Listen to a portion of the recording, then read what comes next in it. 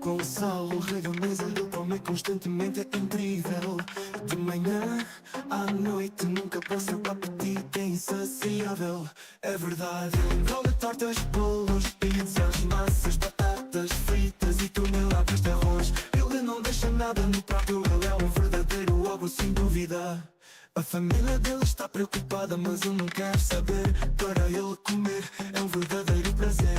Ele só pensa nisso de manhã à noite, e ele não consegue parar, mesmo que seu estômago doa. Engole tortas, bolos, pizzas, massas, batatas fritas e toneladas de arroz. Ele não deixa nada no prato, ele é um verdadeiro ogro, sem dúvida. Um dia ele vai ao médico porque não se sente bem. O médico diz que ele precisa mudar seus hábitos alimentares. Caso contrário, ele terá sérios problemas de saúde. Engole tortas, bolos, pizzas, massas, batatas fritas e toneladas de arroz. Ele não deixa nada no prato, ele é um verdadeiro ogro, sem dúvida. A família dele está preocupada, mas ele não quer saber. Para ele comer é um verdadeiro prazer. Ele só pensa nisso de manhã à noite, e ele não consegue parar, mesmo que seu estômago doa. Ele engole e vai ao médico porque não se sente bem. O médico diz que ele precisa mudar seus hábitos alimentares. Caso contrário, ele terá sérios problemas de saúde.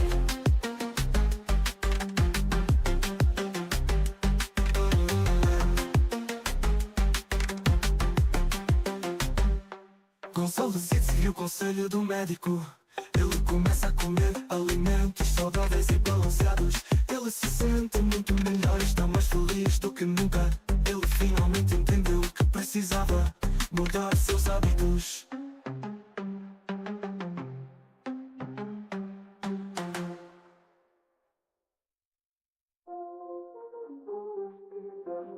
Batatas fritas e toneladas de arroz. Ele não deixa nada no prato, ele é um verdadeiro ogro, sem dúvida.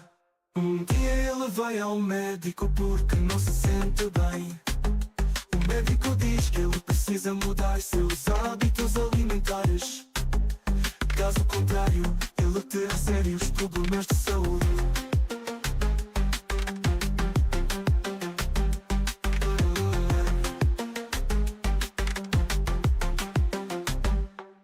Gonçalo decide seguir o conselho do médico.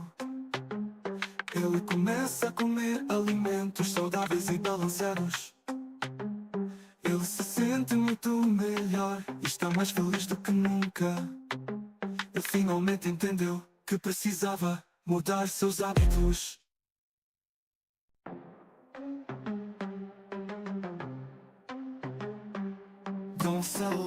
Gonçalo, rega a mesa, ele come constantemente, é incrível. De manhã à noite, nunca passa para apetite, é insaciável. É verdade, ele engole tortas, bolos, pizzas, massas, batatas fritas e toneladas de arroz. Ele não deixa nada no prato, ele é um verdadeiro ogro, sem dúvida. A família dele está preocupada, mas ele não quer saber. Para ele comer é um verdadeiro prazer. Ele só pensa nisso de manhã à noite, e ele não consegue parar, mesmo que seu estômago doa. Engole tortas, bolos, pizzas, massas, batatas fritas e toneladas de arroz. Ele não deixa nada no prato, ele é um verdadeiro ogro, sem dúvida. Um dia ele vai ao médico porque não se sente bem. O médico diz que ele precisa mudar seus hábitos alimentares. Caso contrário, ele terá sérios problemas de saúde. Engole tortas, bolos, pizzas, massas, batatas fritas e toneladas de arroz. Ele não deixa nada no prato, ele é um verdadeiro. Hi guys, welcome back to another live stream. I hope you all had an amazing day. So today, we're going to be talking about the harsh truth, like always here on the channel. Every single week, we give a little update when we go what's going on in the war. We talk about feminism, talk about people just doing some random shit, and we call them retarded. Isn't that right, Dark? Yes, I guess. So, before we get into the live stream though, Don't forget to follow me on Cake. We're trying to reach 800 follow, guys. Not only that, we're trying to be verified as well. So I'd appreciate if you participate in the stream by talking in chat, watching the stream, or dropping a sub, so we can be one step closer towards our verification. We do stream at the same time on YouTube as well, so I'd appreciate if you hit the subscribe button. We're trying to reach 100 subscribers. We're currently at 90 subscribers, so big thank you for the support. But let's continue so we can hit that first goal. We do post additional content as well on other social media, so don't forget to follow me everywhere and enjoy all the content that I give to you guys. And yeah, let's get on to the live stream. So we all know, again, I say this every single time we talk about the harsh truth, but don't forget to subscribe to Myron Gains and to Riyadh. Again, two brothers that know how to pick up all the information, extract them all, everything, show us all the theories, all the points that can connect between each other, and the proof to back it up. Again, two amazing people that always give you nothing but the truth. So, good people, if you want to find out about feminism, about the war, about a bunch of stuff, they know most things and they will show you the proof to back it up. So yeah, don't forget to subscribe to Myron Gains and Riyadh. Yes, yes, but yes. What? Did you know that Bloodborne, at least from what they said, you know the Bloodborne, PS4 exclusive or PlayStation exclusive online game? Yes. After 10 years, it might come out this year on PC, remastered version, and I'm kind of, what is the word again? Excited, because it's like it's only PlayStation, so that's the problem. PlayStation. And it's been 10 years since the game came out, and if they do release the remastered, because there is also, I think, Bloodborne 2 coming up in 2026, or at least from what la date de sortie dit. Après, peut-être qu'ils vont delay, or I don't know. But I really want to play Bloodborne. It's been so long. I just know it's one of the best, well, among the best Souls-like. And I remember playing it on PlayStation. J'ai pas fini, mais j'ai battu genre 2-3 boss. Et après, je pense que j'ai pas laissé tomber, mais juste, je sais pas, j'étais perdu dans la map. Damn. It's the dark. It's like a Dark Souls. You get lost. It's a map. It's very, you know, many passages, and then you don't know where to fucking go. But I really wish to play that game again. Yeah, let's get into the stream. De voir, tu vois, de voir une façon de l'avoir sur le PC, tu vois, d'une façon plus délicate. Mais non, la seule façon, c'est si je l'avais sur le Steam Deck et après je le transférais sur mon PC, ce qui est tout un putain de processus. Mais j'ai pas un Steam Deck, alors non, laisse tomber. Mais continue. Nice, bro, nice. Take down Venezuela, create economic turmoil in Cuba, go to Iran, destroy Iran, put in a regime that's going to be more effectively friendly with the United States, control their oil, then come back, take Cuba, right? So you go Venezuela down, Cuba starts to feel the pain, go to Iran, take over Iran, come back, take Cuba, then what? Go to China for the summit meeting with an enormous amount of leverage and tell Xi Jinping this: I control Venezuela and Iran, two countries that you would get oil at a good price at because they're sanctioned. And your number one counterintelligence source, Cuba, belongs to me. Let's do a deal. That's what his goal was. That's what the plan was, and it backfired on him. Damn, it backfired. The Strait open, they put a toll on it, fine, the Gulf has to pay the price, but you gotta allow the free US to just go back to the Atlantic. Let the Strait open, they put a toll on it, fine, the Gulf has to pay the price, but you gotta it's allow... Larry! Do you know who Larry is, by the way? Just if you do you know? No, I was looking if that was a fucking Dark Vader mask in the back of the Antonio Aguilar. No, it's a bunch of military. I know that top left shit looks like a fucking Dark Vader mask or something. Come back in a second, my mother just called me. Yes.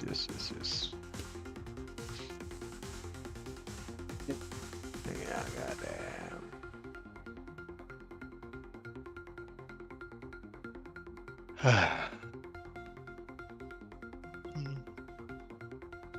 Oh, my back is backed the fuck up.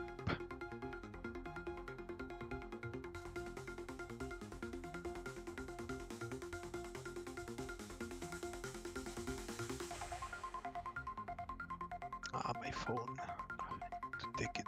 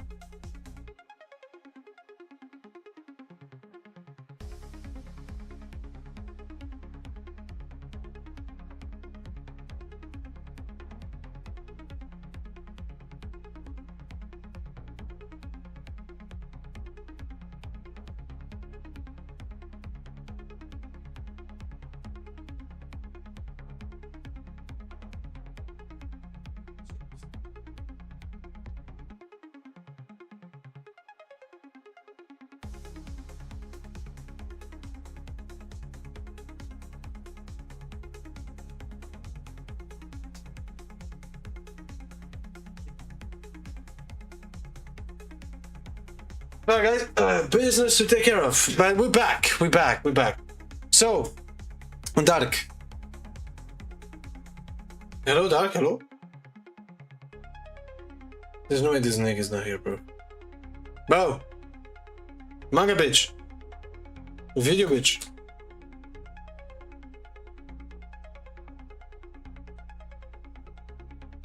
He's legit not here. Je suis là. No, you were not. I heard you pick up your mic. I literally heard you pick up your mic. Ouais. So, do you know who Larry is? So in the information, what I forgot how is it called? In the secret information community, I forgot the actual name of it. I forgot, but he is an ex-CIA agent or like police shit. You know, he used to work under the CIA. So it's pretty cool. Pretty cool. So he knows a lot about stuff, geopolitics and stuff like that. And he has said himself that this war is fucking retarded. But yeah, let's continue. The free flow of these goods. But man, gasoline, okay, you can find other ways, to get to work or whatever. But not having enough petrochemicals for crops, that's very serious. And yeah, some of the gases that are used in semiconductors and lithography and things that you use not only for computer chips, printers, everything that's high tech, you need this. It's not going to be available. It physically isn't there, and you can't just go buy somewhere else. Bro, the supply chains for some of these things are 9 months to get it. 9 months out or longer. So you can't. I don't think people think, well, we'll just buy some from so and so. Like, no, that they're already selling all they can sell. They're at their maximum. You can't. There is no supply. They can't just. Let's just increase the pump. Like, it's physically not being transported, and some of the infrastructure that gets blown up. When that happens, it could be a year or more to rebuild it. You can't just turn taps on and off. You have to keep running. Sometimes they just let them burn. Like in Siberia, they just let them burn because that costs less than turning it off and on again because it closes up. There's this whole long process. I used to work at Nishimura Chemtech in Japan. So like I translated a bunch of science nerd stuff. So I had access to it. I'm not saying I'm one of them, but I had more than most people. And it's going to be devastating. If they close the Bab el Mandab, it's over. And it's the U.S.'s fault. It started this whole war. It's for their interests. It doesn't serve America's national interest whatsoever. It doesn't raise the living standard of our citizens or anything. They're doing it because the donor class, the Epstein class, has twisted. Like literally, there's a bunch of fucking people that are like, they know about war. There's a bunch of ex-policemen, ex-military, ex-sergeants, ex-CIA agents. Like, there's a bunch of fucking people.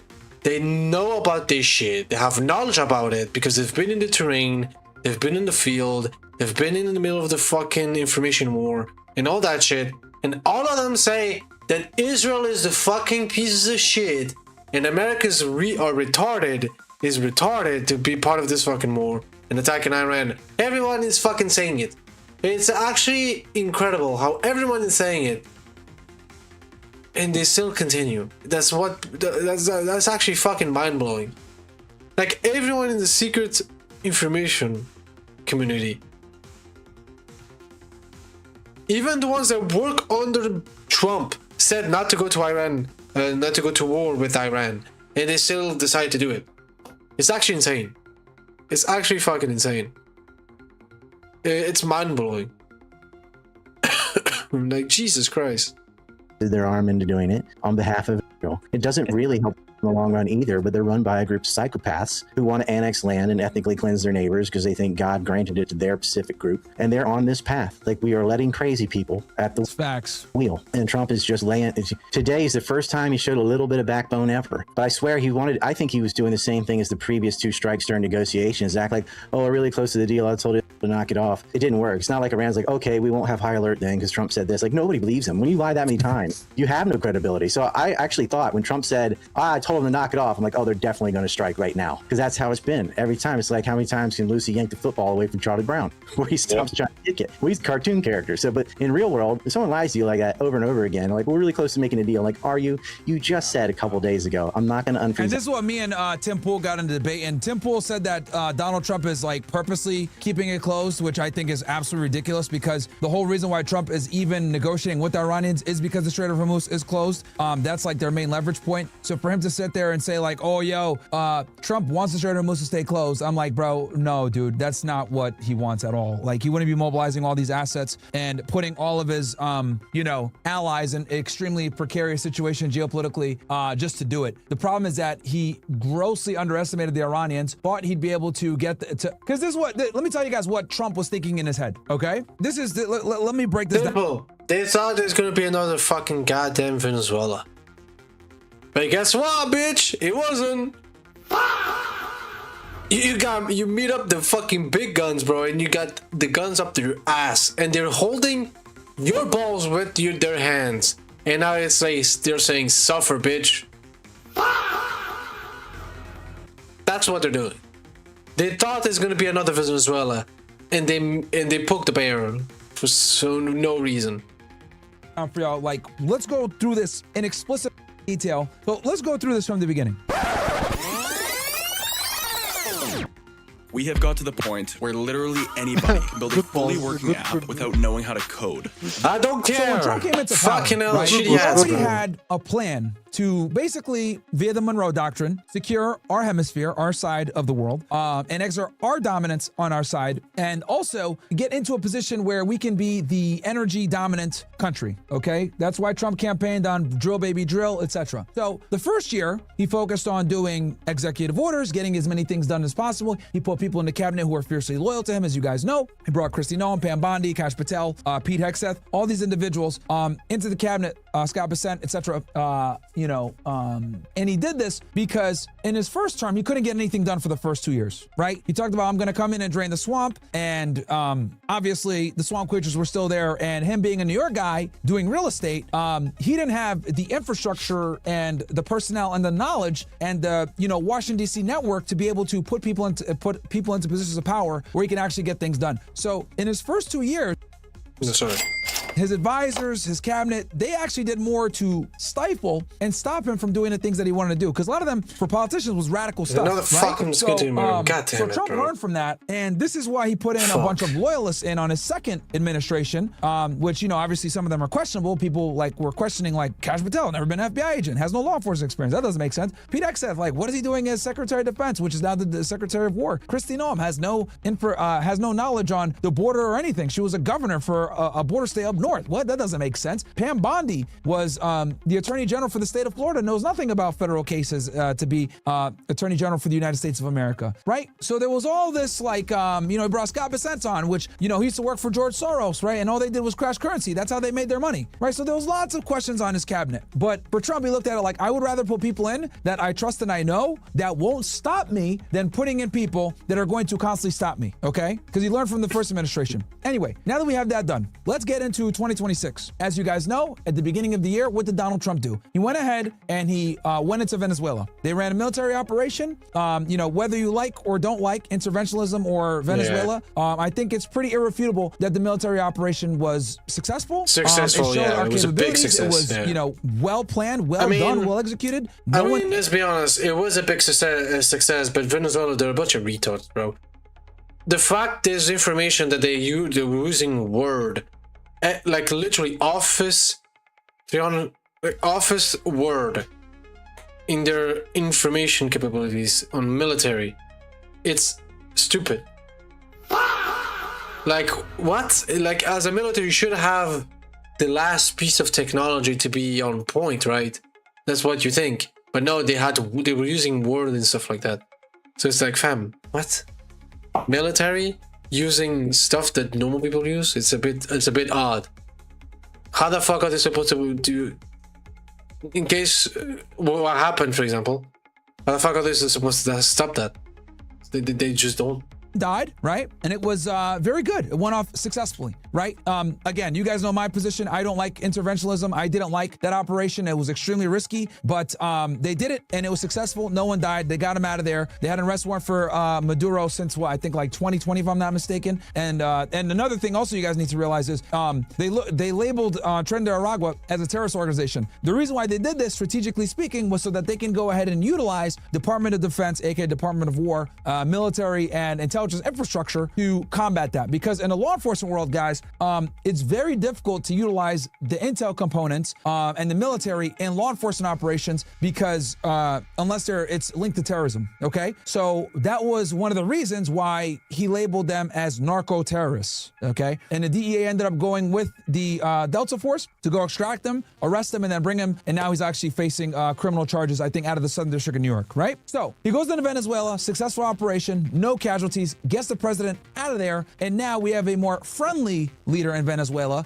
who's willing to work and play ball. And they just built a U.S. embassy there, and now we have control of the biggest oil reserves in the world. Now, let me be clear about this. Those oil reserves and being able to actually get Venezuela up to par, where we can actually extract all that oil from those reserves, is going to take a while. Okay, it's going to take years because we're going to have to go in there, build infrastructure to actually extract it. It's not going to be an overnight thing. Yes, we have control over it. Yes, we have influence over it. But now we have to go in there and actually like get the oil out and invest an enormous amount of money into getting it out. Okay, because Venezuela wasn't producing as much before, so we have to upgrade everything. Okay, now that we established that, so the goal was get Venezuela. By getting Venezuela, this takes you to step 2. Cripple Cuba's economy and energy infrastructure. Cuba was getting a lot of its energy from Mexico and Venezuela. Venezuela brought in the majority of their energy needs via their oil. And as you guys know, Venezuela and Cuba were allies because they both don't like the United States. Cuba is a communist country. Venezuela is kind of like a socialist communist country. So they were allies. So when Trump took out Venezuela, not only did he secure the largest oil reserves in the world, he also weakened one of his adversaries, or one of our adversaries that's been an adversary for a very long time with Cuba. Now, here's why Cuba is important, okay? Cuba, for those of you guys that don't know, is obviously close to Miami, very close to Miami. It's right, it's right there. And Cuba has always acted as a kind of a placeholder / strategic location for some of our adversaries like Russia and China, okay? They are what I call clandestine market sellers. What do I mean by this? Well, they are known for stealing intelligence from the United States and selling it to all of our adversaries. Cuba's been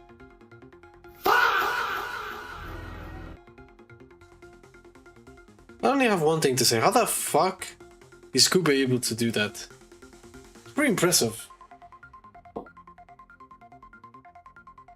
It's actually pretty impressive, the fact that they actually managed to steal a bunch of information from America and able to sell it to the opposite, pretty much, Russia, China, and stuff like that. That's actually impressive. Doing this for literally decades. They have an extremely refined and good intelligence program where they steal our stuff and sell it to our adversaries. They've been doing this for a very long time. There's been people that have been caught doing this, like Ana Montes was one of the famous ones, and another State Department guy. Ana Montes worked for the Defense Intelligence Agency, DIA, which I showed you guys earlier, and there was another guy at the State Department, I can't remember his name, but it was a white dude, right? But counter-espionage is one of the things that they do. So Trump knew by taking Venezuela, Cuba would fall, just give it 1 or 2 months, right? Because obviously they didn't have the energy, they don't have the ability to, to have their own energy. They were extremely reliant upon Venezuela. So as he was waiting for Cuba to crumble and start to capitulate, he was like, okay, let's go into Iran, effectuate a regime destruction, kill their top people, okay? And hopefully if we hit them hard and fast on day 1, they will not have the infrastructure and the ability, okay, to close the Strait of Hormuz. Because we've known forever, because the Pentagon game planned all this for decades, if we ever attacked Iran, that there would be a closure of the strait and there would be a ballistic missile response, okay? I mean, Trump, his entire cabinet, they all knew about how can I say this? Predictable. There you go. It was pretty predictable. Like, a lot of people knew about this, but what they thought was, we can go ahead and hit them so hard that they will not be able to actually effectuate closing the Strait of Hormuz and retaliate. So on February 28th, Donald Trump, against advice from the intelligence components in his own in his own government, sided with the Israelis, took the Mossad information, and went ahead and attacked Iran. Another reason why. And it was a big mistake. He should have listened to his own intelligence from America. Because they knew if they went to war with Iran, it would be a big problem. They knew. But Trump decided to listen to the Israel, bro. It's always them, bro. It's always them. He decided to listen to them, and here we are. Attacked was because Israel was going to attack with or without us. When Netanyahu came to the White House, he presented 2 different plans for Donald Trump. One with only and one with the United States. Now, the problem here is that the Iranians warned the United States and that if either of them attack Iran, they're going to take it as an attack on both. They're going to close the Strait of Hormuz and attack both countries, at the same time, which means they would attack all of our bases in the region. We have 10 to 12 different bases in the region, in the Gulf. They would attack our allies in the Gulf, and they would obviously retaliate against it.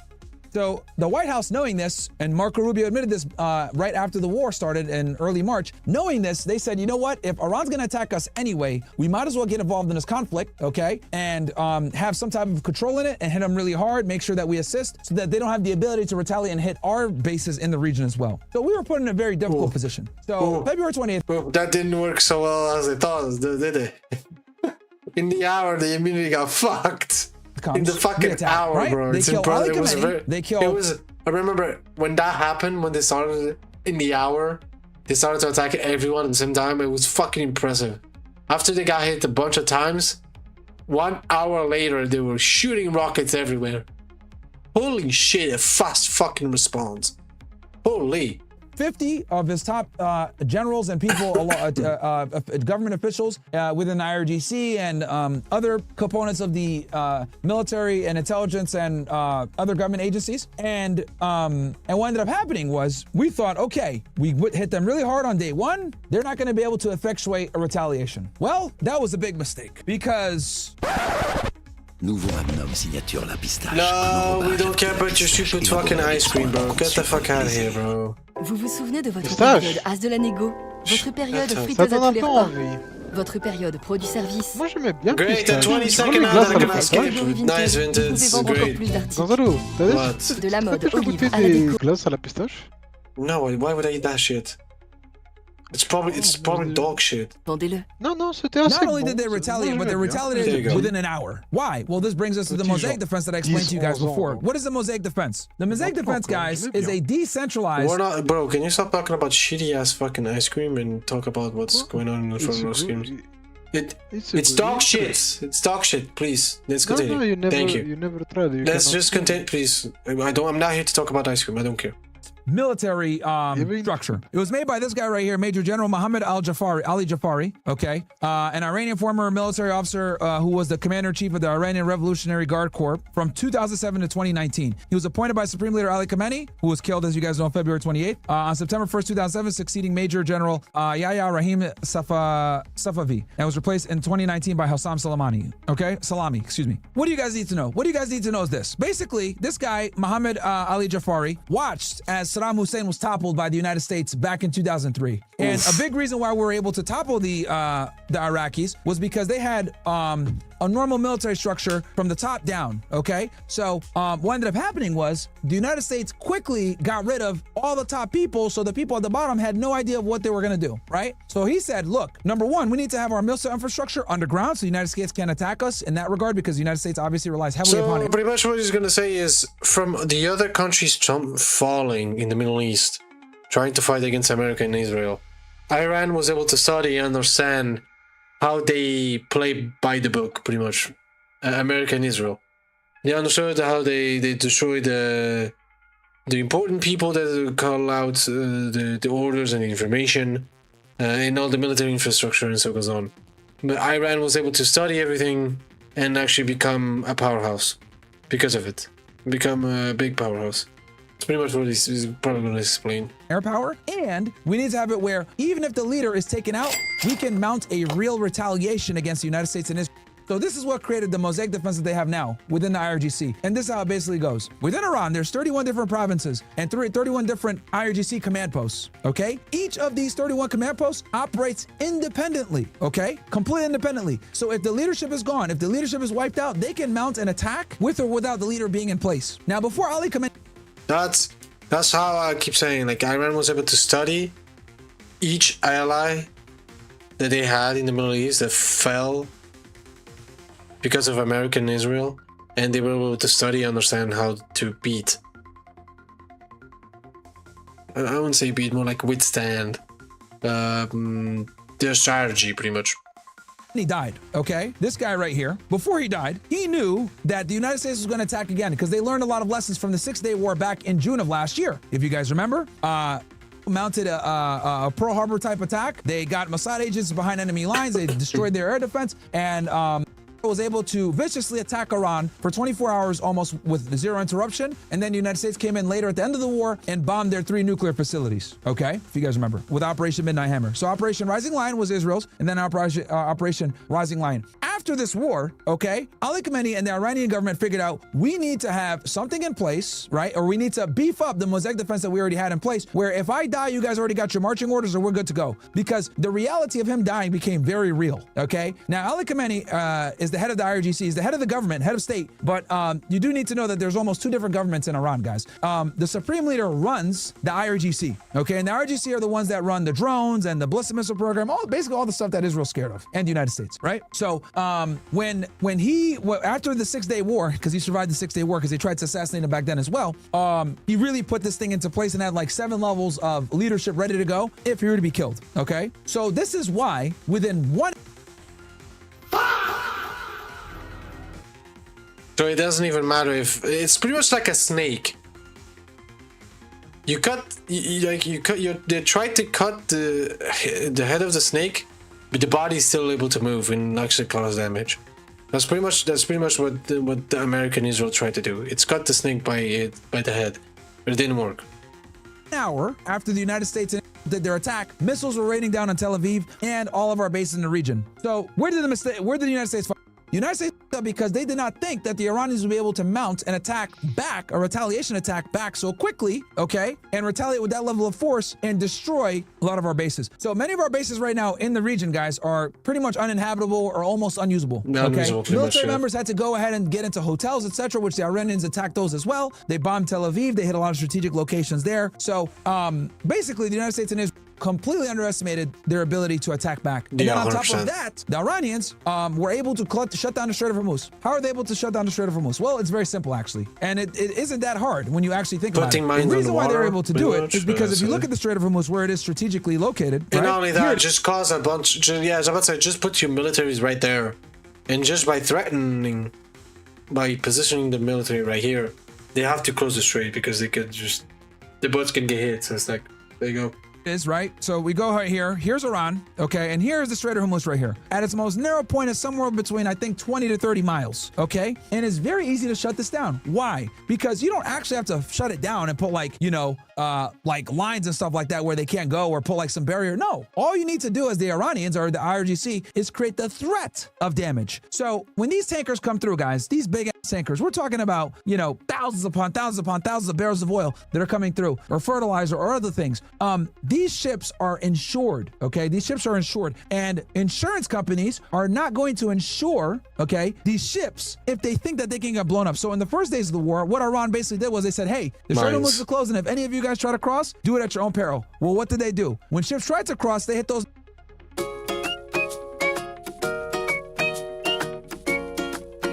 So great. I love these ads, YouTube. They're so good. Starts here. Introducing the Hume Band. I love to have ads that are very adaptable to your algorithm or what you love to watch or what you don't love to watch. Dudes found out real quick, yeah, we're not going to try to cross this, okay? These are not military ships. These are old tankers where if you shoot a drone at it, okay, and it blows up on the side, it's going to be a problem, a huge problem. So all of these insurance companies, I think Lloyd's of London is the big one that someone correct me if I'm wrong. A lot of these insurance companies, Lloyd's of London being the biggest one, said, yeah, no, we're not insuring you guys. So no captain is going to go through with this cargo and these commodities and this oil without insurance. That's a huge risk. They don't want to take that on, right? So what did they do? Effectively, the Strait of Hormuz was closed because of the threat of violence or the threat of being blown up, okay? So Trump, right? So what did this do? Well, about 20% of the world's gas and oil goes through the Strait of Hormuz. So this obviously increased prices significantly, okay? Shout to, you go on the OSSreport.com, which one of our guys made, okay? A barrel of Brent right now sitting at $97. Oh, yeah. That's really expensive. Let me check the oil price. Something that we do all the fucking time here. No, we don't care about you, Google. Well, I want to see this one. How far is it? It went down. I mean, it went up to 96 and now it's going down again. It's going back to 80. Oh, that's odd. It's been a while since we've seen $80 for the barrel. It's very odd. It went back to 80. I kind of want to see the Great Depression. The what? The Great Depression, when there was just no money. What do you mean no money? What do you want about? You know, when the bank in the, I don't remember, 60s, 50s, in America, you know, when they just the crash of the, yeah. Well, why do you want to know that? Just wondering if it would happen because of oil at this point. No, I don't think it's gonna happen. No. Just wondering. But yeah, the oil went down. I mean, 80s is, I'd say it's okay. It's not bad. It's okay, but it's probably gonna go up.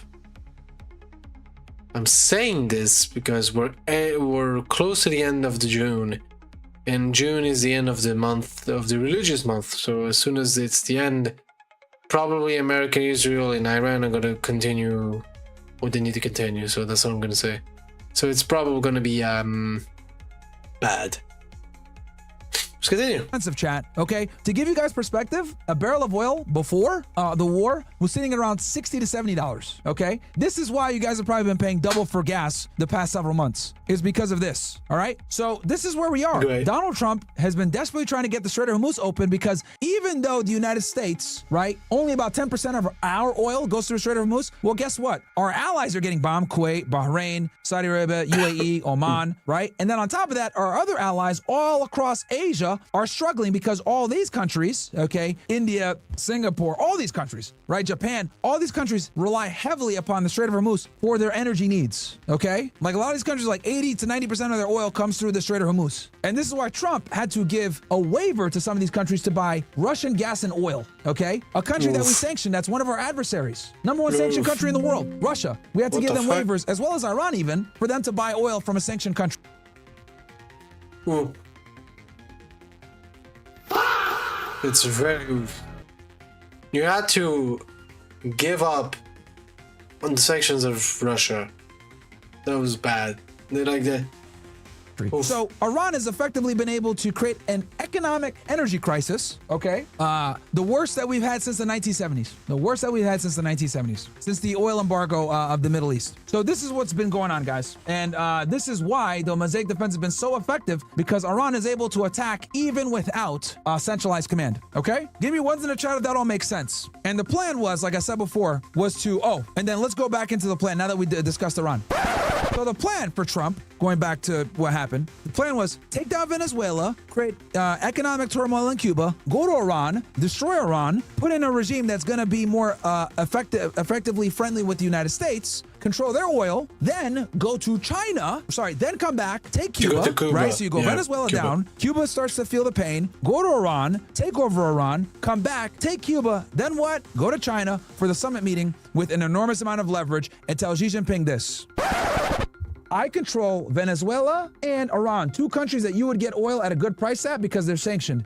And your number one counterintelligence source, Cuba, belongs to me. Let's do a deal. That's what his goal was. That's what the plan was. But it backfired, bitch. Backfired on but it fucking backfired. Because now Trump is stuck in a political quagmire in the Middle East while energy prices are soaring. Give me ones if that all makes sense and you guys understand what the Trump plan was originally going to be, why it failed, and why we're in the middle of this situation and why he needs to open up the Strait of Hormuz. I hope you guys enjoyed that analysis right there. That was pretty good analysis. Another one. Let's continue. The States has decisively won from a military perspective and they've not been able to achieve their strategic goals. Trump really has two options right now, two realistic options. The first option is to continue the military campaign. The problem with continuing the military campaign is that Trump doesn't have anywhere that he can really escalate. He has two options if he continues to do the military campaign. A, you start destroying desalination plants and power grids and power plants. Which we know that if he does that, Iran is going to destroy the same thing but in the allies. And it's going to cause huge problems in the Middle East, and not just the Middle East, the whole of the world. And everyone's gonna be turned against fucking America if they end up doing that. So we all know that. Okay. Or two, you drop a nuclear bomb. Which we know, if he ends up doing that, again, it's gonna destroy the whole Middle East. And not only just the Middle East, it's gonna destroy pretty much a lot of shit in the world. And people are going to be pissed at America and Israel. Everyone's going to be against them. So both, like literally, both choices are bad. So might as well just give up. That's what I'm going to say. 1 hour ago, recap of the last 18 hours. Okay, guys, I'm about to recap what's been going on. On June 2nd, the IRGC warned that if it were to bomb Beirut, Lebanon, they would carry out retaliatory strikes on it in response. 5 days later, on the 7th, carried out a small strike in Dahia, which triggered a response from the Axis of Resistance, including 20 ballistic missiles from Iran, 2 ballistic missiles, and several drones from Yemen. It was denied U.S. involvement in the offensive, but operations were done in coordination. In chronological order, the annotations linked to our original posts. First, late last night in Israel, Iran launched 6 waves of ballistic missiles at northern and central Israel, One impact was reported with unknown effect. I think that was the one that landed in Jerusalem, chat, which I showed you guys a video of last night. 7 hours after the Iranian attacks, would begin the first wave of its strikes on Iran across several targets around the country. The IDF stated they were targeting 9 air defense systems. Mehrabad International Airport, the main airport in Iran, this airport is now closed until further notice. A drone factory and a ballistic missile depot, the headquarters of the IRGC unit. Explosions were heard in Tehran, Tabriz, Karaj, Kermanshah, and Isfahan. Shortly after, several assumed Houthi drones, Iran denied involvement, were launched at Prince Sultan Air Base, Saudi Arabia, an air base housing U.S. troops. Iran launched a second wave of attacks targeting central, this time with 3 waves. This wave would have 1 impact, some damage to 3 houses, and no casualties. In a second set of attacks on Iran, would then attack the Mashahar petrochemical complex, a gas facility responsible for 28% of Iran's petrochemical products. This facility was previously struck on April 4th by, notably after the 4th of April strikes on the Mashahar petrochemical plant. 3 days later, Iran threatened the entire region will plunge into darkness in the event of serious attacks on their energy infrastructure. Let's go ahead and focus on this little point right here because this is extremely important. I want to elucidate this a bit more for you guys. So you guys are probably wondering, why did hit this place again? The reason why hit this place again is because, as you guys know, wants a war. Likes wars, and Netanyahu especially likes wars. Now, when it comes to this complex, okay, this complex is the closest that can come to the line, okay? What is that line exactly? That line, my friends, is attacking energy infrastructure points, right, and desalination points. Let me tell you guys the real reason why Donald Trump desperately wants a ceasefire, okay? Despite the fact that he's saying that the Iranians want the ceasefire, let me tell you guys why Trump wants the ceasefire, okay? Trump has realized, and this is what Western media is not going to tell you, by the way, what I'm about to tell you guys, okay? So someone go ahead and clip this. If you got some family member that says the U.S. is winning the war, we can destroy them, all this other crap. This is why they're wrong, okay? Let me be explicitly clear about this. The United States has won this war from a military standpoint. They've been able to show dominance militarily. They've been able to get air superiority, right? Almost air dominance, okay? Besides fighters just getting shot down, so you can't claim complete air dominance, but I would say definitely air superiority, right? They've been able to destroy a significant amount of military infrastructure in Iran. They've been able to, really strike at the homeland and show some level of force. But the problem with this is you only exert military force when diplomacy no longer works. The goal of a war or diplomacy is to get a desired political outcome, okay? The desired political outcome from this conflict was 3 things. Do not let the media fool you, okay, guys? The people that have been tapped in watching this for a while, we know what those objectives were. Stop funding the proxies, Hamas, Hezbollah, Houthis, etc. No enrichment, which means no ability whatsoever to enrich uranium, which means you can't do it for energy purposes or for weapon purposes, which is illegal, by the way. Which is illegal. They cannot deny a country from not actually get resources from uranium for energy purposes and so goes on. It's literally illegal for them to demand that Iran cannot do that. It's illegal. If Iran wants to do it, they do it. Would you like it or not? And then third was they needed to scrap and or significantly nerf their ballistic missile program where it only had a range of about 300 to 400 kilometers. Well, obviously Iran said no to all 3. And this is why the war began, okay? So you need to know what the objectives really are. When Donald Trump or Marco Rubio or Pete Hegseth gets on there and say we destroyed their military, they have no Navy, they have no Air Force, whatever, that's all a load of... We don't really care. Yeah. Imagine being able to build anything. I just don't. By thinking about it. I Base don't. 44. I don't. No, thank you. Okay. No one gives a fuck about Iran's army, their navy, or their air force. These guys got like Air Force fighter jets from like the 1970s under the Shah era. They've never updated it. They focus more on drones and ballistic missiles. Okay, the Iranians they focus what they were strong at. Pretty much.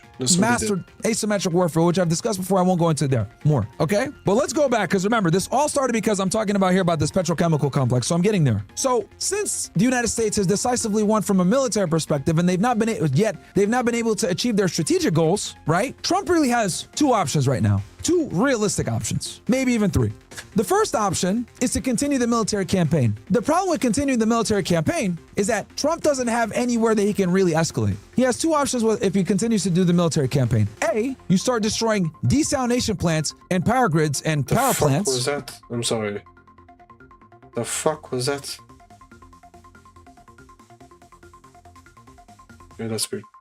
okay? Or 2, you drop a nuclear bomb. Yeah, pretty much. Yeah, it's the only way. But the thing is, any of those options are bad.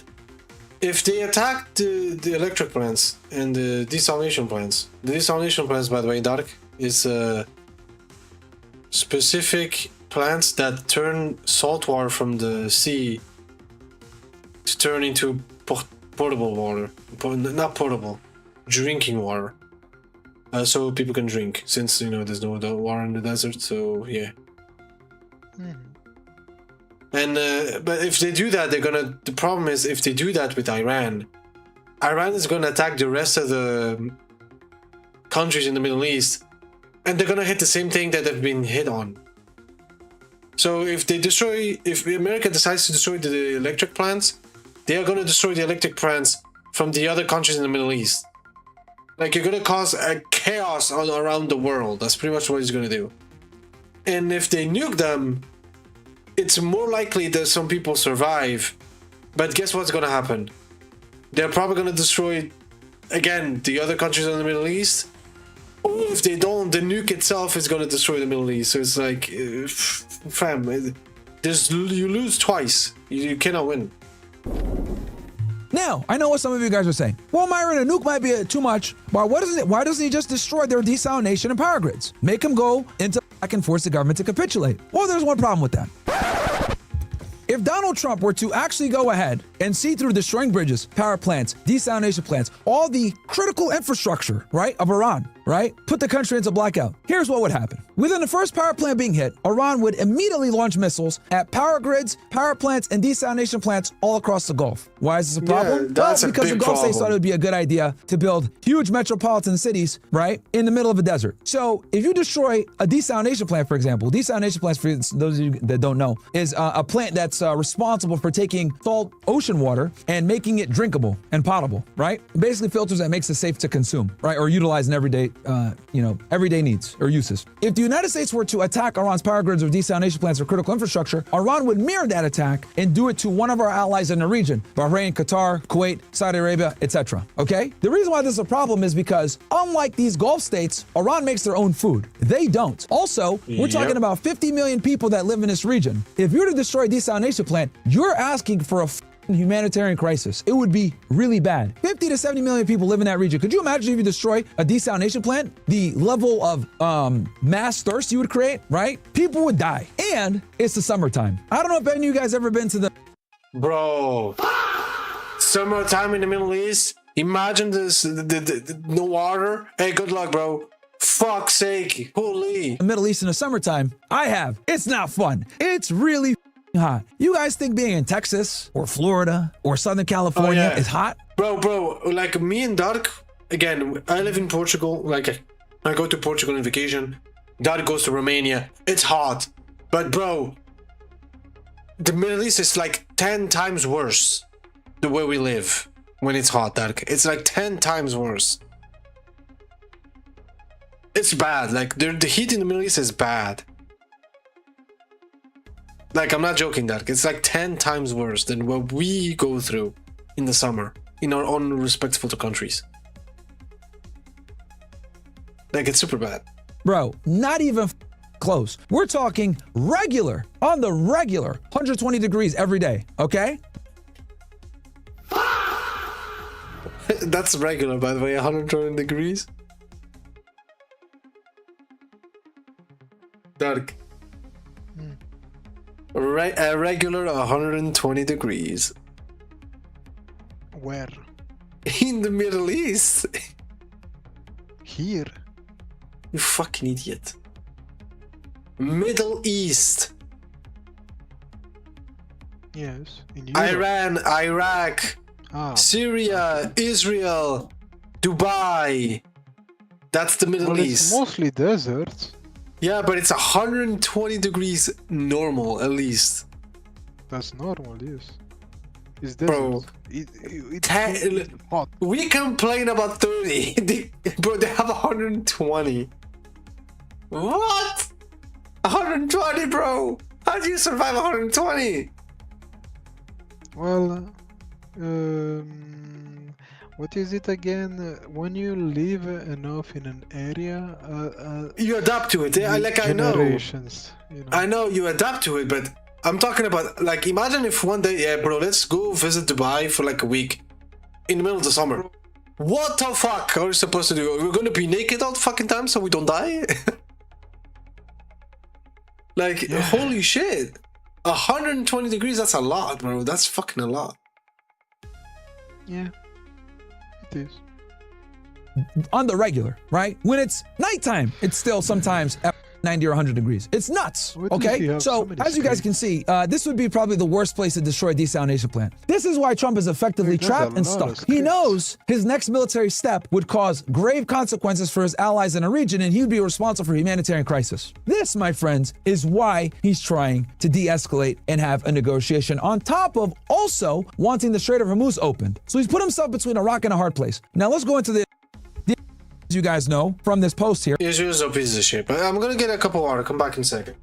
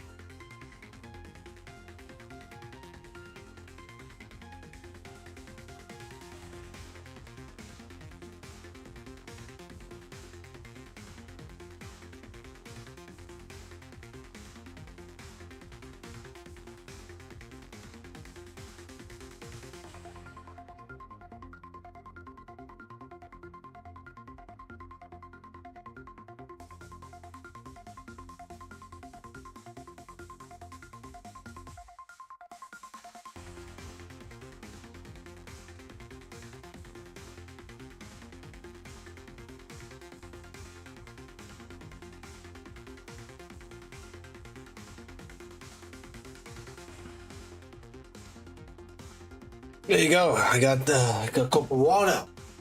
Cup of water. You want some water? And I got a little snack for a bit later as well. So let's go. Let's continue. Because now this is all I'm bringing this all full circle so we could put a ball on it for you guys. Okay? Strategically attack the petrochemical complex. Okay, this is what I would say is the line, right? This is the furthest you can go before you start hitting real infrastructure. Okay, now the went right up to the line. Why? Because they want to attack critical infrastructure, but they know that Donald Trump would have a serious problem with that. And not only would Donald Trump have a serious problem with that, their ally, the UAE, would have a serious problem with that. Because guess who's going to get targeted? Who's going to be the first one to get hit? It's going to be the UAE. The UAE, guys, has been hit over 2,000 times in this war. Did y'all know that? 2,000. UAE? Who's UAE?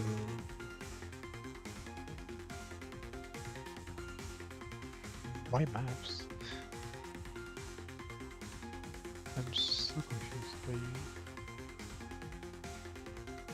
Emirates. UAE.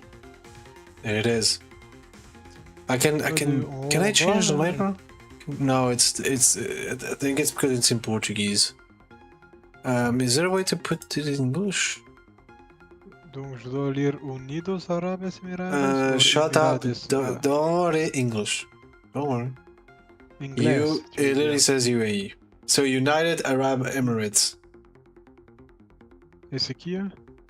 It's a con. Oui, non, mais c'est qui dans la guerre? It's an ally of these pieces of shit right there. Ah, ok. It's an ally of them. So they know that if they try to attack Iran in sensible infrastructure, very important key points. I didn't know Iran was that big. Yeah, that's why we were like, bro, you're going against this. The terrain is against you because this is all mountain, by the way. All of this is mountain. I can see. And then there's a bunch of terrain where there's a bunch of missiles on the ground. The nuclear stuff there's also on the ground. Like they were prepared for them, for America and Israel. They were very prepared. So that's why it's like going in war against them when they're using their terrain to their advantage. Yeah, good luck. It's actually a pain in the ass. It's a big pain in the ass. But as I was saying, if they decide to attack sensible, important infrastructure into Iran, the UAE is probably going to be the first ones to get hit because they are allies with Israel. If they get hit, they're probably going to be against them because they are allies because of them. So it's going to be the reason, since they are allies with them, they're going to be pissed at them. There you go. Now you know. Yes. 1,000 times they've been hit. So they've been hit 2,000 times, by the way. It's a lot. They've completely severed bad, diplomacy. not bad. They've deported a bunch of Iranians, closed the embassy down. There's like no diplomacy right now going on between the two countries, okay? And a big reason why Iran hit the UAE is because the UAE has a big military base and they're in Abraham Accords. They're allies of... And then on top of that, the UAE, right, is one of the wealthier, one of the more westernized, and from a proximity standpoint, look at how close they are to Iran. Yeah. Yeah, they're literally right next to Iran in the strait. They're right next to them. So it's literally the first ones they're gonna hit. It's the first one. I didn't know it was that. Like you see, so this is a strait right there. This is the UAE. You see this territory right here? You see this? That's Iran. That's how close they are. You can take a boat and just go there. Yeah, you can really take a boat in like 5, 6, 7, 8 hours, and you're here.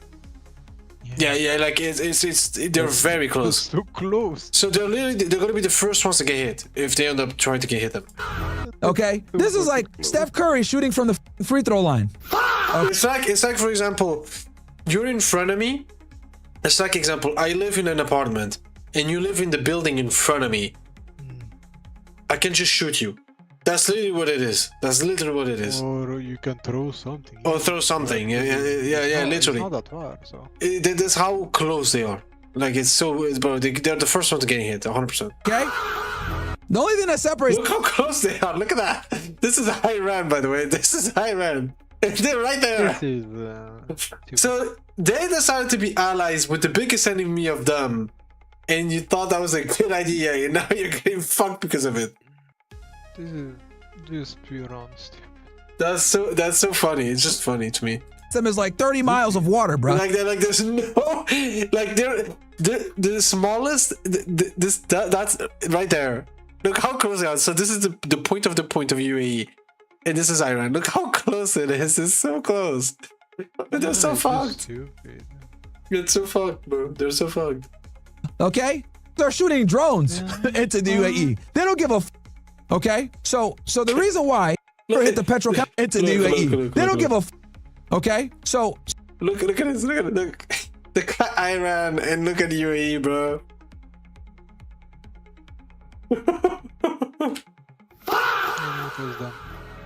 What's up, little bro? What's up, little bro? And they decided to be allies with them instead of with them. That was stupid. It's such a stupid decision. I'm sorry, it is stupid. Like, you knew this is probably gonna happen. Why the fuck would you ever ally with Israel? Like, bro, you knew that you knew that your neighbors were their main enemy. They're the people that hated the most were Israel, and you decide to ally with them. That's stupidity right there. That is fucking stupidity. I'm sorry, but it is. So the reason why they hit the petrochemical complex and didn't go further is because knows that if they actually hit a power grid, which is what they want to do, make no mistake about it, they want to hit a power grid, chat.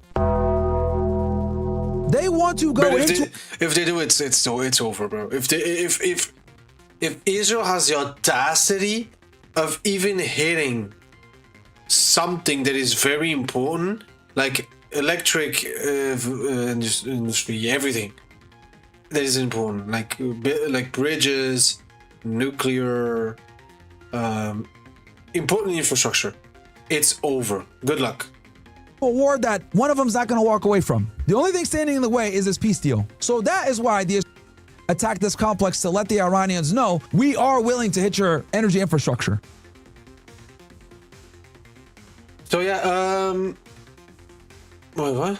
It is done. Okay. It is used up. We It's don't. not practical. It's stupid. Okay, we're gonna watch this after. It's about It's about other topics. That's not war.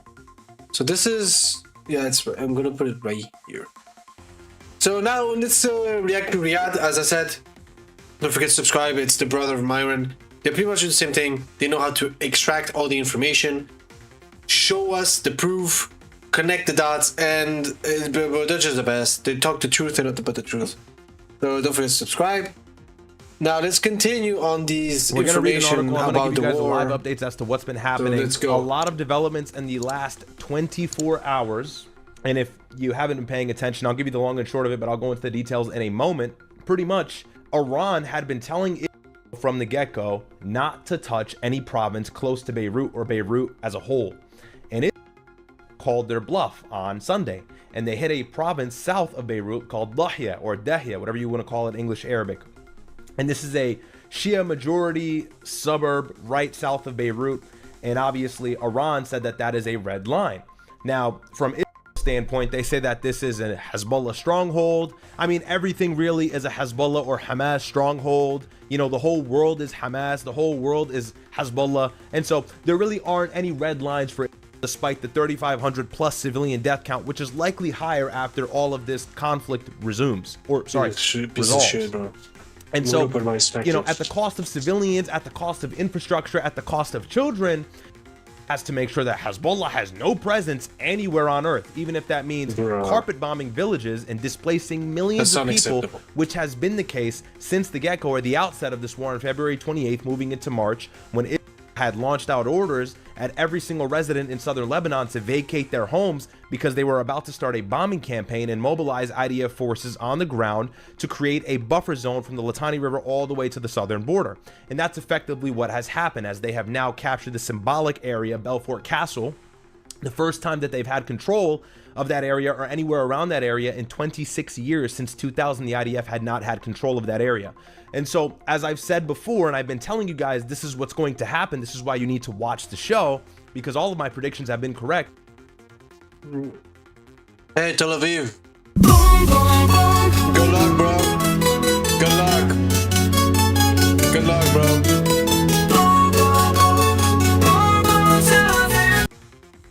Good luck, bro. They really would try to test the waters, and now the sharks are here. That was stupid. Literally, Iran explicitly told you not to touch a symbolic place. You decided to conquer that place still and attack that place. Hey, bro, good luck, bro. Good luck. Is ramping up its campaign on southern Lebanon like it never has before. And they've made the most progress they have ever made, really, in recent history. And they're not about to let big old scary Donald Trump, who's currently at the Knicks game, obviously does not care about what's happening right now in the Middle East. Otherwise, he wouldn't be wasting his time at a NBA Finals game. But they're not about to let this big scary American president tell them what they can and can't do when they've made so much progress in their struggle to decapitate the Iranian regime, but really the proxy network that offers a lot of threat upon each and every one of their borders, that being the Gaza Strip, Yemen. That's not really a border, but the Gaza Strip. And then, of course, you have Hezbollah, which is South Lebanon. And so they told them, and I guess I'm just giving you guys a rundown at this point. I always do this. But Iran laid out firm demands, and this had been a clause and a stipulation of their ceasefire agreement with Donald Trump since April 7th. Iran says, do not touch anything south of Beirut. And honestly, they said hands off of southern Lebanon as a whole. Yeah, they did say that. The best voice changer for PC gaming? Hitpour Voice Changer supports Discord, Steam. No, it's not true. Didn't listen. They started their bombing campaign on April 8th with 100+ strikes on several provinces around southern Lebanon and had killed hundreds of people in a matter of hours as a result, which ended up turning into, I think, 300 or 400, if I'm not mistaken, and thousands upon thousands of people displaced. And so Iran had honestly been kind of holding back. And if you've been paying attention, anybody who's smart online was saying and telling you, and I didn't even see this coming, to be honest, that Iran was about to launch strikes on Israel. And the only reason I did not think it may have happened, or I was kind of reluctant to make that prediction on stream, was because to me, I would think that Iran wants some sort of peace deal as well. This escalation has now displayed to us that Iran is not concerned. Iran has just greenlit themselves for US and aggression. They are ready for it. In what world would Iran actually have the guts to hit it first? And so they hit Dahya, which Iran said on the 2nd, I believe, of June, which was last Tuesday, not to touch that province. It does it anyways. And as a response, Ansar Allah, which is the Houthis in Yemen, as well as the other proxy. The Houthis are part of the war. I predicted it. Let's go. I mean, it was very predictable. The Houthis are part of the war now as well. Not only the Hamas, the Iranians, but also have the Houthis. I mean, it was very predictable that was going to happen. But the Houthis striked Israel. Group located in southern Lebanon, Hezbollah, as we all know, launched rocket attacks and missile attacks at central and northern Israel. And Israel responded. Before they responded, there was a rumor going around in the press that they had asked President Trump if they can hit energy infrastructure in Iran and plummet the entire country into darkness. Trump said no, and Trump even went as far as to say, don't strike back. Obviously, Israel is not going to listen to him because they call the shot. Israel still decided to strike like idiots. Good luck, bro. Israel, you wanted this. You got it. You got it. And so they respond. And they hit Iran back with several missile strikes. And Iran responds. And now they're going tit for tat. And it's this whole thing all over again. No. And Iran had promised that if it hits its energy infrastructure or any critical infrastructure. Bro, if they hit any critical infrastructure, bro, it's gonna be fucking crazy. It's already crazy right now, but if they hit it, anything, bro, it's over. Here we go, bro. The train has the nitro, bro. As the train is already moving. If it gets the nitro, it's gonna be crazy as shit. That's pretty much what they're saying. They're just saying, come on, touch it. Touch it, you're gonna see what's gonna happen. Structure that's going to plummet the country into darkness, starve people, deprive them of water, shit, resources, bro. whatever it is. Well, then they'd hit the Gulf as a result, and they would plummet the entire region into darkness. And this has been the concern for Donald Trump ever since the war had started. He realized Iran really held the keys because they can make him feel a whole lot of pain by hitting his allies in the Gulf. So lots and lots of things to kind of get into here. That's a brief rundown of the last 24 hours, though. Iran told it not to step over that red line, continued its bombing campaign on southern Lebanon. By the way, not even targeting just Hezbollah militants of that proxy group, which is not representative of the state of Lebanon, but even killing Lebanese army officers and Lebanese army soldiers. There's no red lines here. And so Iran said, so they're killing innocent people for no reason. Congrats, Israel. Congrats. That's all you know what to do. That's all you know how. That's all you know how to do. Just killing a bunch of fucking innocent for no reason. Nice, Israel. Okay. No wonder 99.97% of the world hates Israel. No fucking wonder, bro. But enough is enough, and they struck. No wonder. And obviously, Donald Trump is back home pulling his hair out about this because he desperately wants a peace deal. Despite what all the MAGA shills say, I'm afraid to inform you that Donald Trump desperately wants the Strait of Hormuz open. Anybody who has any semblance of knowledge in geopolitical affairs would tell you the same thing. But don't listen to the guys that are going to tell you, no, because Venezuela and Panama, and this is all a grab for being the global oil hegemon and choking China out of their oil. China runs on coal.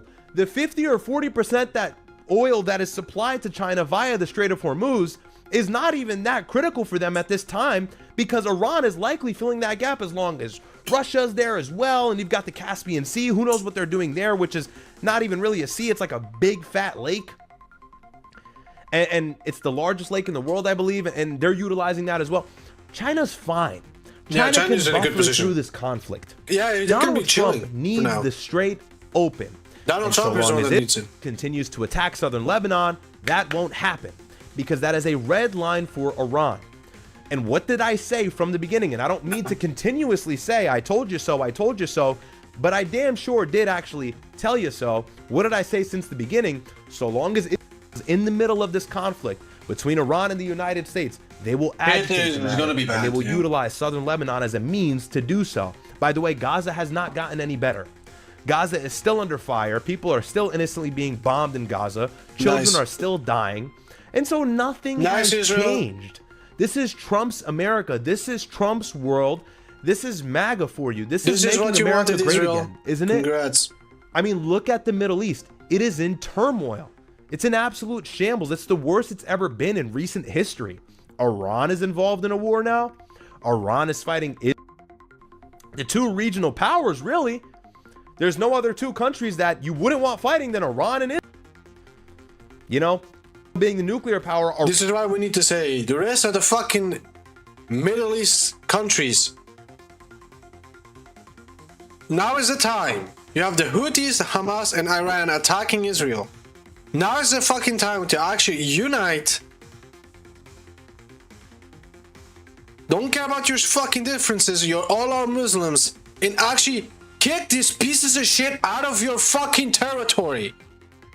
It's time. For Pete's sake. Jesus Christ. Nobody wants them. Nobody likes them. They're always here to create chaos. They're always here to play the victim card, even though they're not the victim. They're actually the aggressors. It's time to kick them the fuck out of the fucking Middle East. Simple. Iran hedging to a nuke, almost being a nuclear power. And now it's for sure that they likely will be a nuclear power after this is all said and done with. They're not going to downblend their uranium. They're not going to get rid of the uranium. They're not going to relocate it. They may not even agree to inspections again because it was right there with a big dirty bomb ready to just plummet the country into darkness and turn it into a parking lot like they did with Gaza. And so you got a situation where there's so many things moving at the same time. But the biggest thing for you to understand is Trump no longer has escalation dominance. He never did, but he really doesn't have it now. And we have now entered an escalation ladder. And so there have been some statements. I don't think if there's been any recent developments that are major yet, but there's been some statements that Iran is going to de-escalate, and so is it. Trump said, stop fighting on Truth Social, and he's making it seem like he has control. You have control of nothing. Donald Trump has control of nothing. Yeah, he has nothing. And he's at the Knicks game right now. Like he's desperate. He's very fucking while the desperate. United States is suffering economically due to his bad decisions by dragging us into a war in the Middle East. And so that's the situation. And who didn't see this coming? I will say I didn't foresee Iran striking so soon, but it has been very aggressive in their campaign in southern Lebanon. And Ben Gvir just the other day, and we spoke about this, had said, I don't care what Netanyahu says, I don't care what Donald Trump says, guess what? We're going to invade Lahia, and we're going to strike it. And as a if it doesn't prove that Zionism and Jew in general is a problem, I don't know what proves though. result, the Houthis, Hezbollah, and the IRGC, the whole axis of resistance has responded.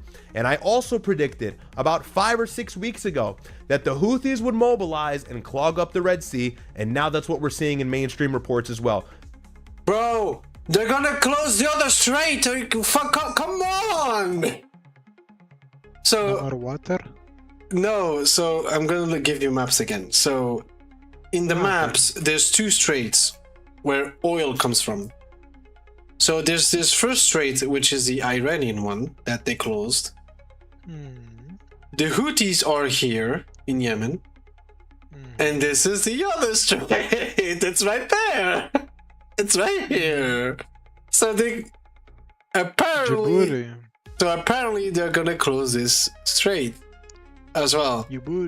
So and not just that, also this thing that they made for the petrol as well, like as you can see here as well. So they're gonna close everything, apparently. So congrats, American Israel. Not only you closed one of the straits, that give 20% of oil to the world. You close the second one, and this one has been closed before, and it was chaotic. Now we have both of them. Congrats! This is great. This is what everyone wanted. Yeah. Fucking assholes, That is bro. what, yeah. They're fucking pieces of shit, bro. They're going to close or make it difficult for ships to pass through the Bab el-Mandeb Strait. And that is responsible for about 12% of the world's oil supply. So not only the 20% is gone, now we have 12% on top of that is also gone. So 32% of the world's oil is stopped. Fuck's sake, bro. Why do we have retards taking care of countries, bro? I don't get it. It's stupid. Which is vital. That goes into the Red Sea. North, it goes into the Suez Canal. With that passageway being clogged up or obstructed, Europe is really going to suffer a deeper shortage than they already did. But the other thing I'm going to say is Israel is showing bad image. Everyone doesn't like Israel at all. We all know this. It's been proven many times. More than 99% of the world are against Israel. And probably, if I had to guess now, with what's going on with the Houthis, probably over 99% of the world also don't like America. If I have to be honest, it's probably where we're going to be at. And you add that 12% of global oil shortage to the already existing 20% that's short, now you've got 32%. So if you thought Brent crude was high, so long as the Houthis stay active, which they did during the Gaza conflict, gas is probably going to get worse. And oil shortages will only become more prevalent and more real and more dire and drastic for these countries in Asia and these countries in the Indo-Pacific, really, or any country in Europe. And again, this is all because Israel, Donald Trump made a horrible mistake on February 28th. And this is the problem. There's people who are still sitting here, running around, walking around saying, well, the war in Iran is not that big of a deal and it's not affecting us. I cannot believe anybody's still on Donald Trump's side. If you are a MAGA shield, you are anti-American. Let me set the record straight. I'm right-wing, pretty far right-wing actually. However, me too, I will make and I will concede to the fact, if you still support, at this moment in time, as I'm speaking to you, Donald Trump, you are anti-American. You are anti-American, and whether you know it or not... Honestly, if I have to be honest, they're anti-world. If I have to be honest. The fact that they're doing this shit and letting all this shit happen, and now we are the ones suffering the consequences for their dumb decisions, it's fucking horrible. It's actually fucking horrible. You are a beneficiary of or rather, is a beneficiary of your rhetoric by saying Donald Trump is the best to ever do it, and we needed to start this war. You're serving their interests, whether you like it or not, whether it's intentional or not. Anybody who goes up on a podcast, anybody who grabs a mic like I'm speaking to you through one right now and says Donald Trump is, insert some sort of positive line of rhetoric or anything like that, is anti-American. They don't understand how this war is detrimental to the American people, as well as the global economy and the global community, and all these countries in the Middle East that we use as buffer states will no longer allow us to use them as buffer states because we have now posed a risky insurance policy. And this is the problem. It starts with it. They're a moral hazard. You know, people say, oh, you got the problem. You're talking about it too much. But that's where it all stems from, actually. They're the problem. They're the origin of the problem, bro. Policy, like, come on, let's be honest. They keep crashing the car, and the insurance is like $1 million a month now. They are a moral hazard. They start problems they can't finish, and we always have to go over to aisle 5 and clean it the fuck up. And it's about time now that it's actually reached the Gulf states, and they're feeling this. And now there's some rumors circulating, and I've seen this on X and on the New York Times and other articles like that, that there are officials within these Gulf countries that are fed up with the United States. And is that really a rumor? No fucking wonder they're fed up, bro. They got hit because of them. Like, bruh, who wouldn't? Bro, if I see an ally of mine with another country attacking another country, and that said country decide to attack us, of course I'm gonna say, hey, retard, what are you doing? That's what I'm gonna say.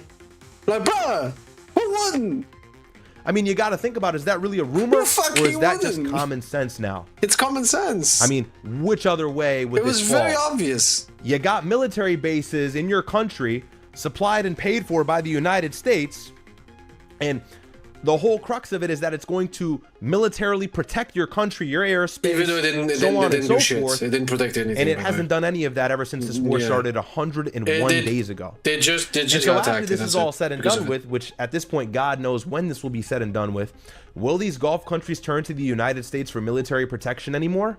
And you got to think about it. That's one of our biggest leverage points when it comes to having influence in any of these countries that are not strong. And they create a buffer state as a result for us, or they're created as a buffer state as a result for us.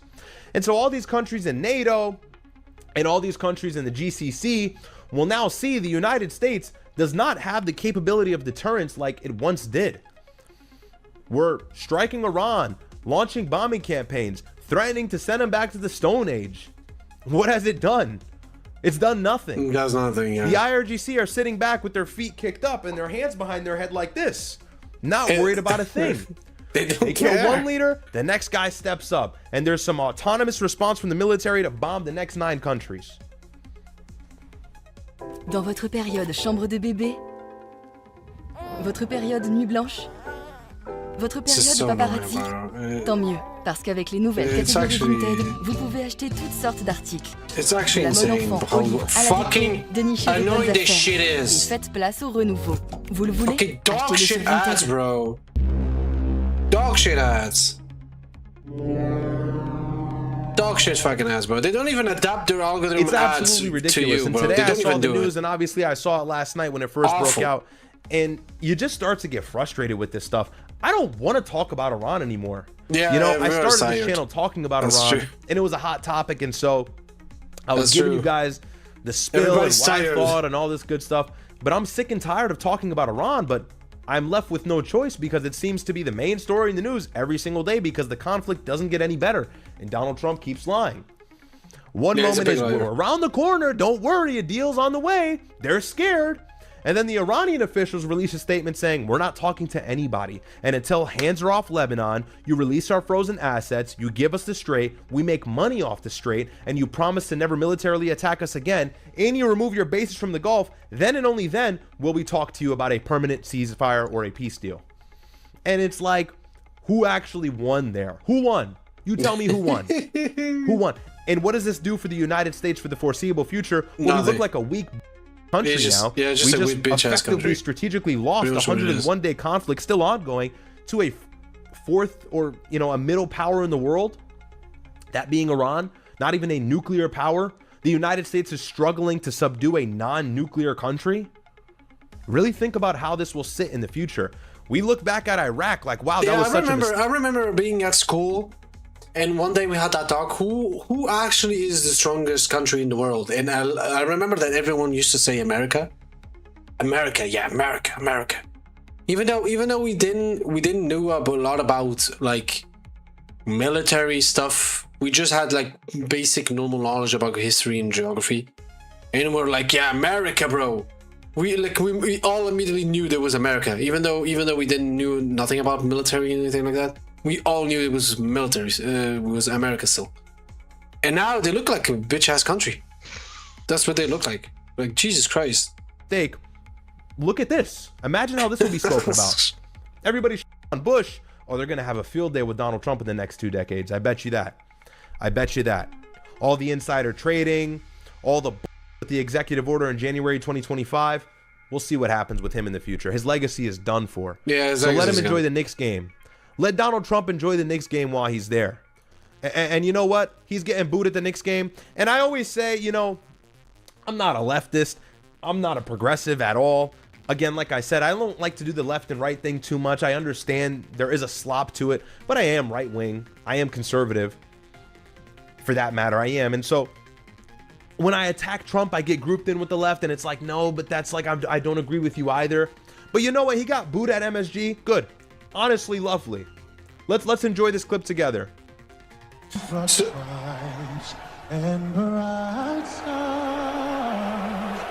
So yeah, he went into the game. I think it was a basketball game. I don't remember exactly what game, what sport it was. But the whole crowd, literally the whole crowd that was in the stadium were booing at Trump. they were all of them were booing. Like there was literally a streamer, Sneeko, that was in the middle of the stands with all the other people, and everyone was booing. Like everyone, nobody was cheering. Nobody.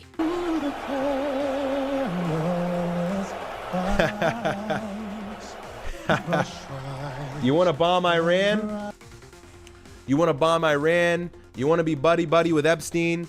You want to get all your insider traders pardoned? You, Marco Rubio, Pete Hegseth acting like the big bad boss, huh? All right, well, now we know no one likes you. Now we know no one is favorable towards you. Nobody wants you. Nobody get the fuck out of here. It is what it is. So that was the national anthem being played at tonight's finals game in New York City at Madison Square Garden, Game 3 of the NBA Finals. Okay, so it is basketball.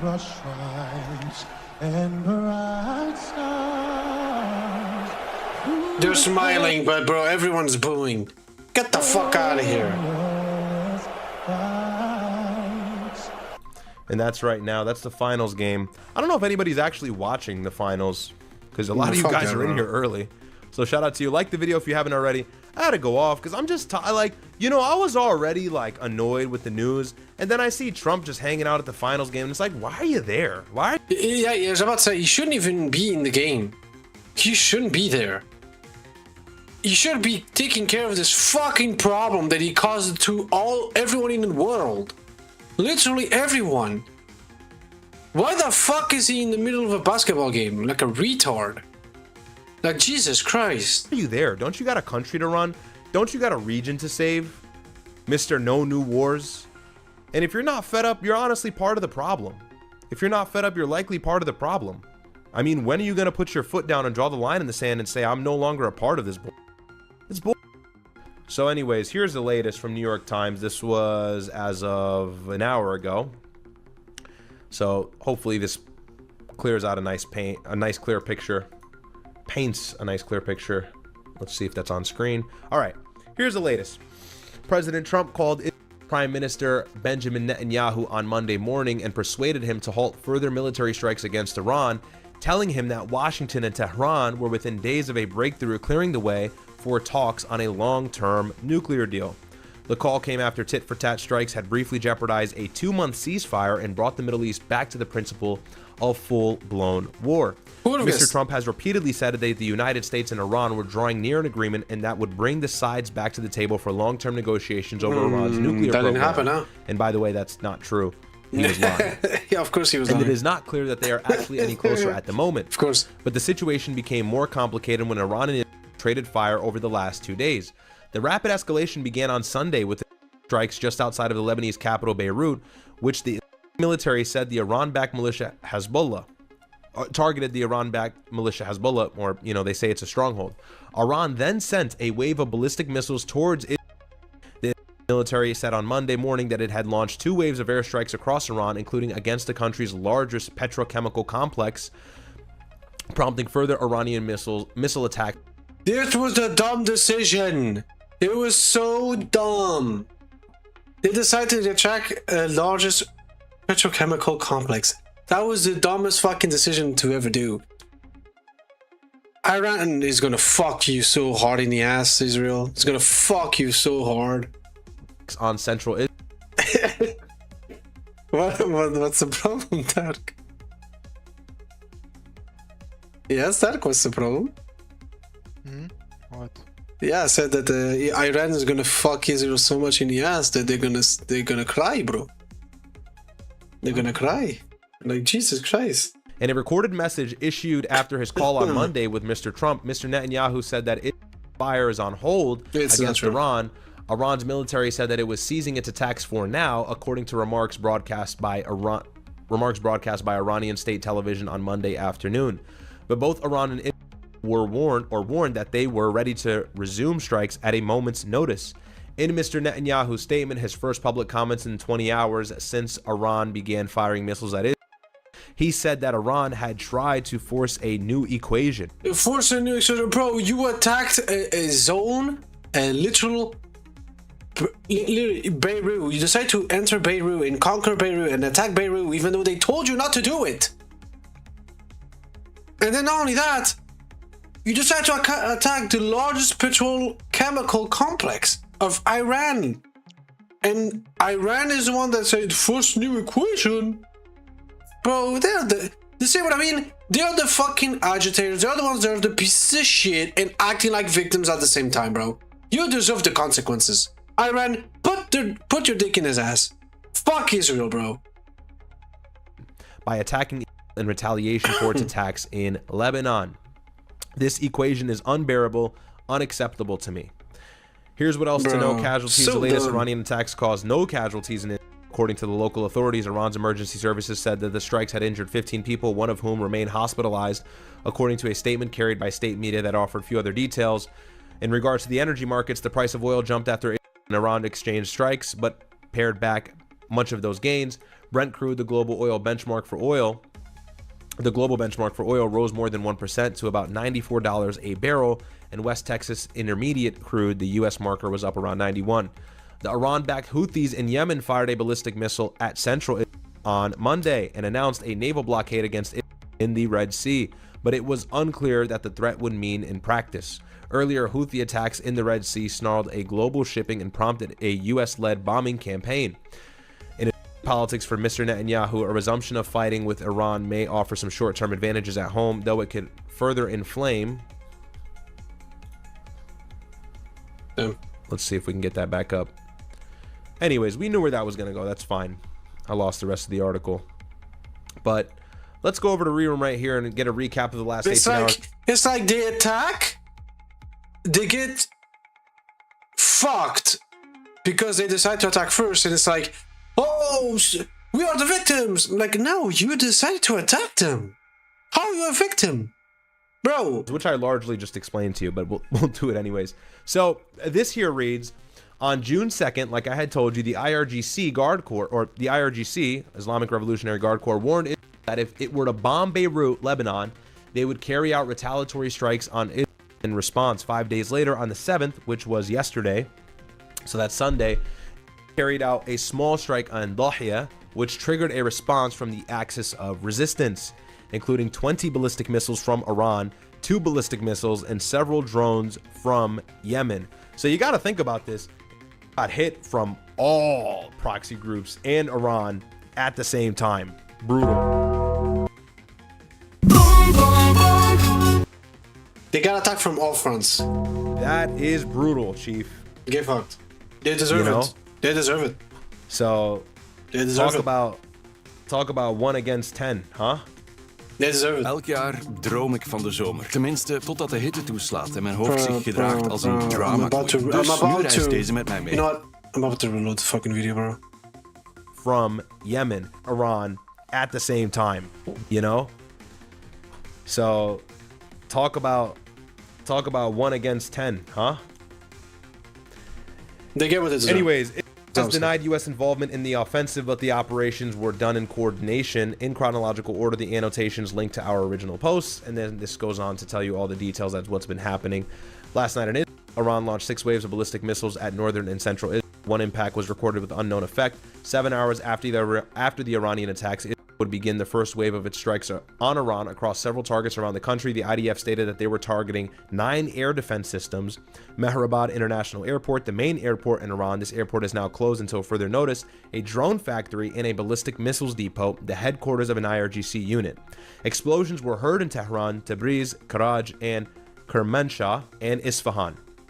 Shortly after, several assumed Houthi drones, Iran denied involvement by the way, were launched at Prince Sultan Air Base, Saudi Arabia, an air base housing U.S. troops, which by the way, this was previously struck right before the ceasefire, and Iran had destroyed critical military infrastructure belonging to the United States that helped out with radar systems. Let's continue on here. Iran launched a second set of attacks targeting central Israel, this time with 3 waves. This wave would have 1 impact, some damage to 3 houses, and no casualties. In a second set of attacks on Iran, it would then attack the Mashahar petrochemical complex, a gas facility responsible for 28% of Iran's petrochemical products. This facility was previously struck on April 4th by Israel. Notably, after the 4th of April strikes on the Mashahar petrochemical plant, 3 days later, Iran threatened the entire region will plunge into darkness in the event of a serious attacks on their energy infrastructure. And this was, I believe, around the same time Trump was making that threat as well. The Houthis would announce that the Red Sea would be blockaded against all linked vessels due to its offensive in Iran, Gaza, and Lebanon. A third set of Let's go! Who would have guessed? They decide to attack even though they shouldn't attack. They're getting the consequences. Wow, who would have fucking guessed? approximately It's like Israel is a child. If he doesn't get what they want, they decide to attack the other people, and then as soon as they get hit, they cry like a child. It's incredible. Missiles would be launched by Iran at it. The children. A series of explosions would then be heard over many locations across Iran, which it would deny any involvement in, although it was clearly a military operation as drones were spotted and shot down near Tehran. Explosions were heard in Tehran, Isfahan, Kermanshah, Shahar al-Ray, Hamadan, and Karaj. Both sides announced the cessation of attacks, Iran and Israel, with Iran clearly stating that any attacks on Lebanon, including southern Lebanon, would restart or reignite the conflict.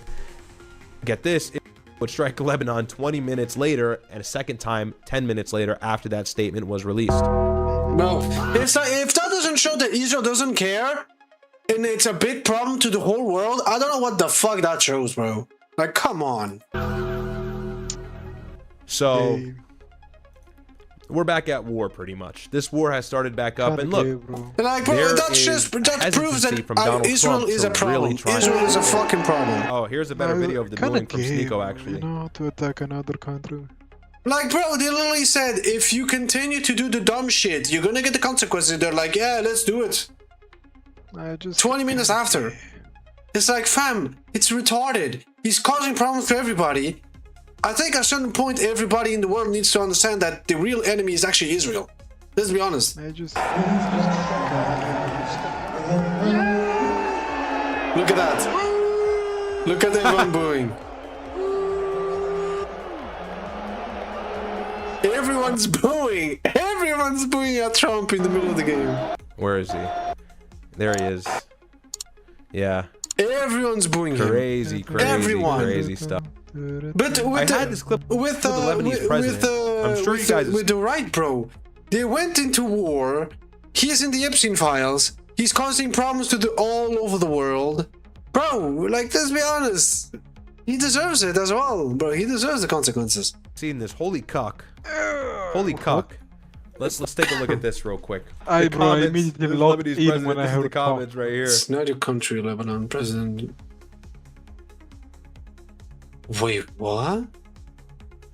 I want to hear this. Yo, I'm dead. So this is Joseph Aoun, who is the current president of Lebanon. Let's see what he said here about the conflict with Hezbollah, southern Lebanon, and the IRGC. It's not your country. It's our country. It's our obligation. It's not your job to interfere into our country. I reject this statement totally, because our people being killed, our houses being destroyed. Fucking idiot! The ones not doing that is fucking Israel. It's not even Iran. Iran is defending you. You're a stupid, retarded Zionist. It's very obvious. They are using Lebanon as a bargaining chip in their negotiation with the United States. Bruh. It's unacceptable. They are. And here also, Hezbollah must understand that. Hezbollah must understand that no other way but to sit and talk. No other way to solve this problem and to save what's left. Okay, so fine. Iran can't use southern Lebanon as a bargaining chip for the United States to effectuate eventual long-term peace. Let's just have Hezbollah leave southern Lebanon then. Lebanon will become Israel in 2 days. Bet you yes, much. That's the thing. They are literally the only ones keeping you good with your territory. Israel is literally destroying your country and conquering and trying to turn it Israel. What the fuck is going on? It's actually insane. It's insane. This guy is retarded. Bet your money, if Hezbollah does not exist in Lebanon, Lebanon will become Israel in the matter of 2 to 3 days. 24, 48, at the most 72 hours, I give it. 3 days. So, I mean, be a little bit more great, right? And I get it, right? Hezbollah does put a... Like, we understand, but at the same time, bro, it's because of them that you still are able to fight.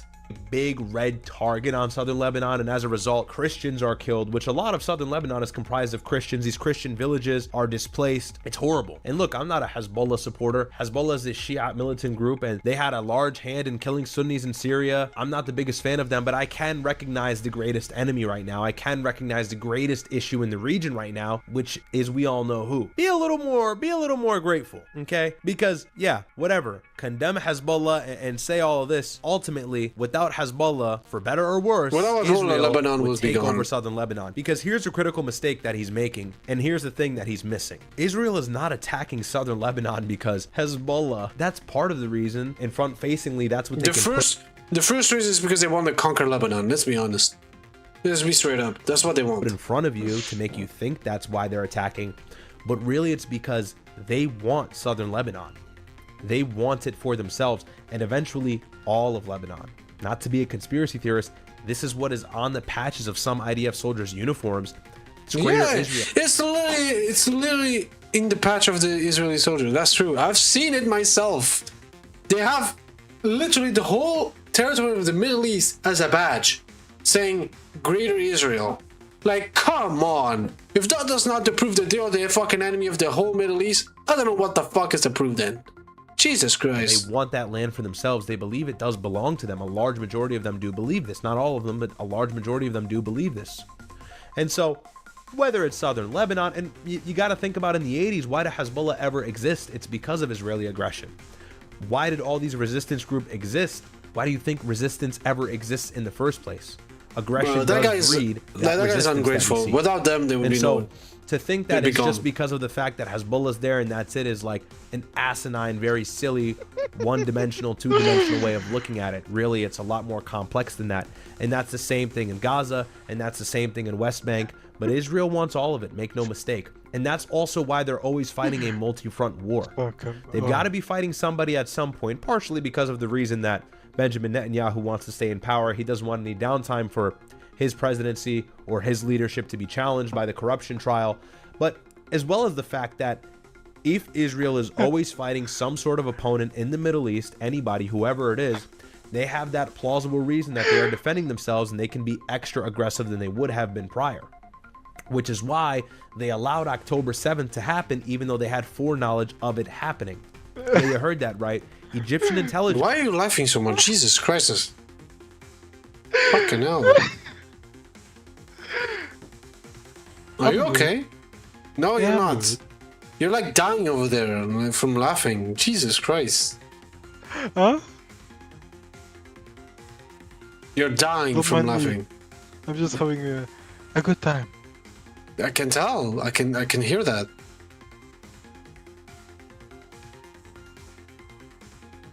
I love how you said don't mind me. How do you want me to not mind that, bro? Again, I only... Is the same?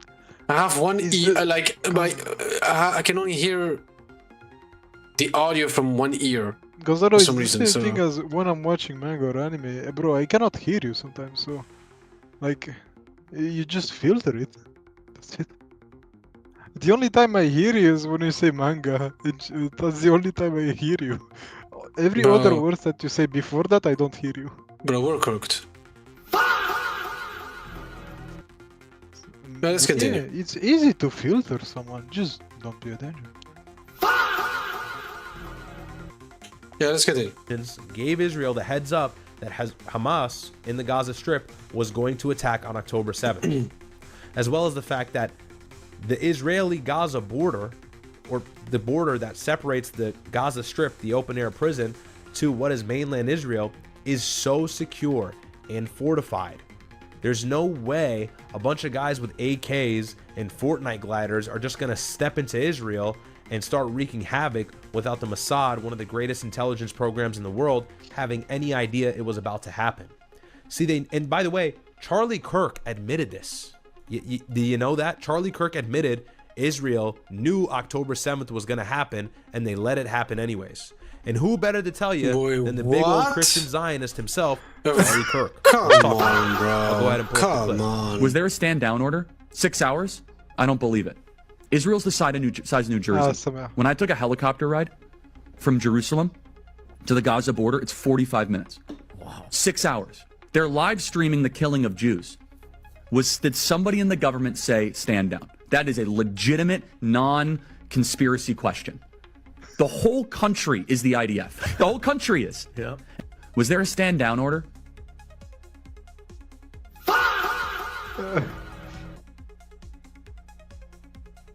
Jesus Christ. And there's more. How did these guys not know this was taking place? So I've been to Israel many times. The whole country's a fortress. When I first heard this story, I still had the same gut instinct that I did initially. I find this very hard to believe. I've been to that Gaza border. You cannot go 10 feet without running into a 19-year-old with an AR-15 or an automatic machine gun that is an IDF soldier, right? The whole country is surveilled. And so let me just kind of go through this. We don't talk about Israeli politics very often, and most Americans don't know this. The last 9 months, Israel was on the brink of civil war. It's not an exaggeration. This judicial stuff, there were hundreds of thousands of Israelis taking to the streets because Bibi Netanyahu was basically redefining the Israeli constitution. That's not an exaggeration, right? He said the judicial branch has too much power. There were protests planned this week against Netanyahu, where they anticipated tens of thousands of people to take to the streets. That's all gone, Patrick. Netanyahu now has an emergency government and a mandate to lead. I'm not willing to go so far that saying that Netanyahu knew or there was intelligence here, but I think some questions need to be asked. Was there a stand down order? 6 hours? I don't believe it. Israel's the size of New Jersey. When I took a helicopter ride from Jerusalem to the Gaza border, it's 45 minutes. Wow. 6 hours. They're live streaming the killing of, say, stand down. That is a legitimate, non-conspiracy question. The whole country is the IDF. But the fact is now Bibi and the Israeli hard-right government has a mandate, I gotta be careful the way I say this, they're gonna try to ethnically cleanse Gaza.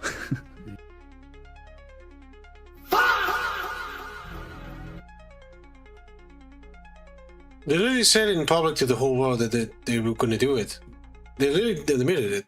Yep. So I just want to make sure everybody heard that right. Did all the traditional conservatives hear that? Did everybody on the left hear that? Did all the centrists hear that? Of everybody in public that they're going to do it. Challenge. Turn your trading into rewards. Oh, bro, shut up, bro. Fucking horrible ads. It's not a conspiracy. I mean, I don't use that term lightly, okay? They're talking about basically removing 2.5 million. They talked about it, bro. They literally admitted before October 7th even happened that they were trying to fucking destroy Gaza. How is that not to prove that they are the enemy of the whole world? Not even just fucking in the Middle East. Like, what the fuck? Million people from there, okay? And honestly, they have a mandate to go seek justice and revenge. Come on. They do. My plead to Israel is be precise, be focused in your retaliation. If they do overreact, I'm more coming from a place of thinking this was intentional. If they don't... This was on October 12th, 2023.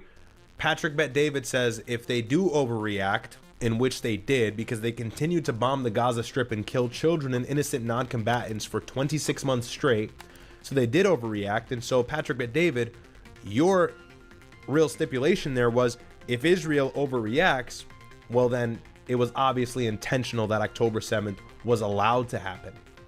I hope you stand on that today. I hope you acknowledge that today, that October 7th was an inside job. I don't know what he says about that. Maybe he says that. So if that's the case, he's consistent. Israel, bro. But I hope he's saying that. Overreact, then this wasn't intentional. Meaning, if all of a sudden you see an all-out annihilation... What do you mean by intentional? That they knew it was going to happen? No, when you're asking about the stand down 6 hours and 3 hours, then why did you? What intel are you getting? So we're on the same page. No, fair enough. Yeah. No, all I'm saying I just wanted to make sure I understood. Sure, go for Look it. at the cameras, the radars. Patrick, not only did they go in... That's what I'm saying. No, but hear me out here. Now, it is the most fortified strip of land, arguably, in the world. The Gaza Strip. One of the most. Not only did they go into Israel, they got out of Israel with hostages. Yeah, 100 hostages. So you would think. They're thinking now. Let me just hear me out. There's a penetration of your border wall, okay? It's very odd, huh? One of the most fortified strips in the world, and somehow they managed to penetrate it. Now you think maybe they let it happen on purpose? So so they can go to war? So maybe they can continue bombing? So maybe they can go to war with Iran and so goes on? I wonder why. That you guard so obvious. On a holy day, the 50-year anniversary of the Yom Kippur War. And you would think, hey, they're going to come back. Let's make sure that doesn't happen. How did these... And then you pair that with this. Do you know what this is? Hannibal Directive. Also translated as the Hannibal Procedure or the Hannibal Protocol is the name of a controversial procedure used by the IDF to prevent the capture of Israeli soldiers by enemy forces. Author A.L. Weizmann described a 2014 Israeli policy stating that the kidnapping must be stopped by all means, even at the price of striking and harming our own forces. It was introduced in 1986 after a number of abductions of IDF soldiers in Lebanon and subsequent controversial prisoner exchanges. The full text of the directive was never published, and until 2003, Israeli military censorship forbade any discussion of the subject in the press. The directive has been changed several times, and in 2016, Gadi Eisenkot ordered the formal revocation of the standing directive and the reformulation of the protocol. The two versions of the Hannibal Directive may have existed, simultaneously at times, a written version accessible only to the upper echelon of the IDF and an oral law version for division commanders and lower levels. In the latter version, by all means, was often interpreted literally as in an IDF soldier was better dead than abducted. And so you think about this and all the monstrosities that happened on the 7th of October, as well as the fact that it seems like Israel is hell-bent on hostages not being captured because it can be used as leverage against them. And so they don't want them to be captured, and they'll go as far as to even potentially take out their own personnel so they don't have to deal with that burden. Yeah, they're the problem. And on October 7th, there were plenty of hostages that were taken. And so you think about all these things, this directive that's set in line to prevent that, and maybe that was enacted upon, who knows? And, you know, everything kind of leads to one conclusion. It's very likely that they had foreknowledge of the attack. So, you know, and this goes to what I was saying earlier. Don't worry, I'm not going to lose my train of thought as to what I was originally saying. Israel has to be fighting somebody at some point. And so long as they can administer some false flag, or they can have foreknowledge of an attack and allow it to happen, whatever it is, why would they do that if they want to be a safe, sovereign democracy that just wants a place in the Middle East? It's because they want a good enough reason to destroy the entire Middle East and make it their own, or at least a good portion of it. And we know for sure that's why they let it happen. They want to turn into a vacation hotspot. That's why they let it happen. Turn it into a tourist getaway, an area for investments, because it is an advantageous strip of land right on the water, and they want that. They want that for maritime trade and for tourism and everything else. So, you know, if it's not Lebanon, it's Gaza. If it's not Gaza, it's the West Bank, in which they're going to annex that as well, by the way. And they have not slowed down on their attacks in the West Bank. No siree, they have not. Matter of fact, I think I have a video queued up about a story in the West Bank just the other day. Let's go ahead and take a look. That's an Israeli soldier taking down a Palestinian man and beating him in the occupied West Bank. This was one day ago, chat. Alongside him, a group of Israeli settlers hold down. I don't like it. Once he's identified. Nice. This is who we have to defend. My ass, bro. I'm not defending Israel. Get the fuck out of here. You need to be in fucking hell. But the reality is this is an isolated incident, and too often soldiers face no accountability. This Palestinian father is the latest to demand accountability after his 7-month-old son, Sam, was killed by Israeli forces on Friday. He says he killed a child. He was driving in the city of Hebron when Israeli soldiers stopped him. He says he stopped, and then one of the soldiers opened fire. Nice. Nice, guys. So these are the people we need to defend, eh? Yeah, we need to be on the side of Israel, my ass. My fucking ass. They decided to shoot a kid for no reason. Congrats, bro. Fucking congrats. So he's speaking in Arabic if you're listening. He said the bullet penetrated the front windshield and it went through my hand. Of course. and it struck my son in his face and my wife in the face. Jesus Christ. The Israeli military offered a different account, saying soldiers, quote, perceived a vehicle accelerating toward them. It said the incident is under review and expressed, quote, deep sorrow for any harm caused to uninvolved individuals. Deep sorrow. Fuck you, bro. But this is how Sam's father responded. اللي صار عندنا مش موضوع اعتذار، اللي صار إنه إحنا أطلقنا نار عن طريق الخوف. Sorry, so he says, the father responded and he said, it is not a matter of an apology. What happened is not that the shots were fired by mistake and led to this tragedy. An apology in this case would amount of clearing a criminal perpetrator to say it happened by mistake. That I didn't know. You were coming here where that bullet passed through by accident? No way. There is no such thing as by mistake in this case. So they definitely botched that translation. I should have just listened to it myself. Unacceptable. It's fine. We understand the message. So, yeah, I mean, not to go too pro-Palestine here, because that's not the situation. Of course, we're pro-Palestine. It's free Palestine. But, we're talking about the strikes in Iran. But all of this is important for you to understand. And this is what Trump campaigned on. Trump said this would be over in one day. He said he'd have the Gaza conflict over right away. He said there'd be no new wars. Matter of fact, he walked out of an interview because he was pressed about that campaign promise. Let's go ahead and watch that as well. The war in Iran was from President Donald Trump. But as the interview went on, the president walked out when Welker challenged him about his claims about fixed elections. Yeah, not sweet when you don't got Fox News softballing you dumbass questions, huh, Mr. President? The election was rigged. It was a dirty election. Mr. And it's President, happening again right now in California. You've never presented evidence. It's happening the right now in California. Right now it's look at what's happening in California. Where's the evidence to that? They're doing well in California. No, they're not. They're dropping fast because it's a rigged election. Let me tell you. The rigged election. It's not because it's a rigged election. It's because people are tired of looking at your bullshit. Who wants to vote for you, bitch ass? Nobody, bruh. It's 4 days, and they aren't even close to coming up with it. You know why they're doing that? Because they're cheating on the election. Do you have evidence to support that? All I have to do is look.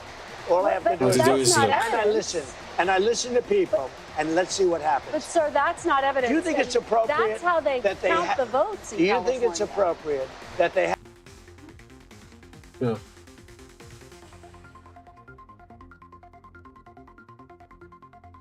I love you. Bye. Não faças barulho. Bye. Bro, what was that laugh? Oh. Oh. The fuck was that, bro? I'm like, fam, what the fuck? Good. Sometimes you do that and it's like it's just... Is that your real laugh? No, I'm wondering. No, I think so, yeah. Because it's like, oh. I don't usually do it, I guess. That's funny. That is funny. But yeah, like, bro, who wants to... I don't remember laughing like that. I don't mind me. Jesus Christ. Have an election, and 5 days... It's incredible how he say, oh, dude, elections are great. They're rigged. Need to look at them. And it's like, bro, do you have any proof? Oh, I need to look at them. Like, fam. Later, they're nowhere close to picking a winner. State and local officials acknowledge they are slow. They're urging. No, they're crooked. They're urging the votes to be counted quickly. That's how they vote in California. They're crooked, just like you're crooked. Your press is crooked, and Meet the Press is crooked. To be fair, I'm not crooked, but let's really. Let's well, continue. You play right into their hands. Let's continue. You're either crooked or you're stupid. Your elections are crooked, and you're crooked, and Meet the Press is crooked, and so is AP. As soon as the pressure is on, he breaks like a fucking house made of glass. And CBS and CNN. But Mr. President, I never seen the president so orange as well, bro. He's so orange. Crooked networks. Right. Let's call it quits because I've had enough. Thank you, darling. Have a good time. Mr. President, let's please. Okay. I traveled all. Thank you, darling. Did he drop the mic? Okay, kind of based. Traveled all the way to Wisconsin. I've sat in the rain with you. I know. I've sat in the rain with you for an hour, on and off in the rain, and I've given you enough time. You ought to... Let's watch the full thing.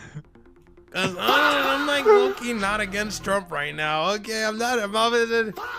We're mad at Trump. We don't like Donald Trump, but like, bro, it's like, okay, he's got to be in base right now. No, but I know that she asked about the wars and stuff and all that, and so it's funny when he has a pressure, he just gets fucked. Who would have known? Another video, another one about the war. Let's go. U.S. President Donald Trump has told U.S. media outlet Axios that he warned his Prime Minister Benjamin Netanyahu that it may be fighting alone if he goes back to war with Iran. Axios quote, "Holy shit! Trump finally for the first time said, Israel, or you put the fucking foot down, or you're gonna fight the war alone, and good luck." It's the first time I'm hearing this. Holy shit! Holy fucking shit! This fucking wow! It took 3 months. 3 months for this? Like 3 months? Trump is saying, "Bibi, you better be careful, or you will be on your own very soon." But both Iran and Israel say that they have paused attacks against one another after they launched a series of strikes. It was the most serious escalation. And we can read that article very quickly as well. So behind the scenes, how Iran nearly pulled Trump back to war. Funny enough, huh? Look what you started. The past 24 hours. It's pretty funny how it took Trump 3 months to finally say, "Hey, Israel, step the fuck down, or you're gonna fight the war alone." And immediately they stopped. Wow, who would have guessed? Who would have fucking guessed? Who would have guessed? It took them 3 months to do it. Why stop? Continue. Honestly, if they'd continue, there'd be a better outcome. Honestly, yeah. I mean, they are continuing. By the way, they are continuing. They say they stopped, but they didn't. They didn't because yeah, they still attacked. Yeah. Nice. Continue. So yeah, so Trump said, "You better pipe the fuck down, or you're gonna fight the war alone." They stopped for 24 hours. Iran made a tweet saying if they continue attacking southern Lebanon or important infrastructure, and so goes on, that they're gonna fuck them up and fuck the whole Middle East. And Israel, in 20 minutes after the tweet, they attacked him again. So underscored the risk of the United States once again becoming ensnared in major combat operations in the Middle East, despite President Trump clearly wanting out. On Monday, Trump nudged Israel and Iran back from the brink, but it's unclear for how long. Why this matters, 100 days into the conflict, Trump still has not secured an elusive deal to end the war and spent the last 24 hours scrambling to avoid its full-scale resumption. Trump found himself in a dilemma. On the one hand, he understood it would be nearly impossible for his key ally Benjamin Netanyahu to let an Iranian missile attack go unanswered. On the other hand, he was concerned the tit-for-tat would lead to an all-out war. Translation: would start getting up with ballistic missiles and hypersonic missiles and drones, and Trump would inevitably have to step back in and start the war back up, and then oil in the Strait of Hormuz would be more cooked than it ever was since February and March. Trump told Axios in a phone interview that he'd warned the Prime Minister if he went back to war with Iran, he might find himself fighting alone. Highly doubt that, because the United States was already involved in some strikes. And you got to realize, too, even if the U.S. isn't involved in strikes, who's going to believe they're not? They started the war with Israel. And on top of that, it's advantageous for Israel to lie and say that the United States is involved, and so that they can inadvertently drag them in. You know? If the media says the U.S. and Israel struck Iran, even if the U.S. did or didn't, and how deeply they involved was or their embedment was in the attack, it does the trick because it sends the message to the global community as well as the countries that are at the receiving end of these attacks that the U.S. is attacking them. So you're one sentence away from launching your website with Base 44.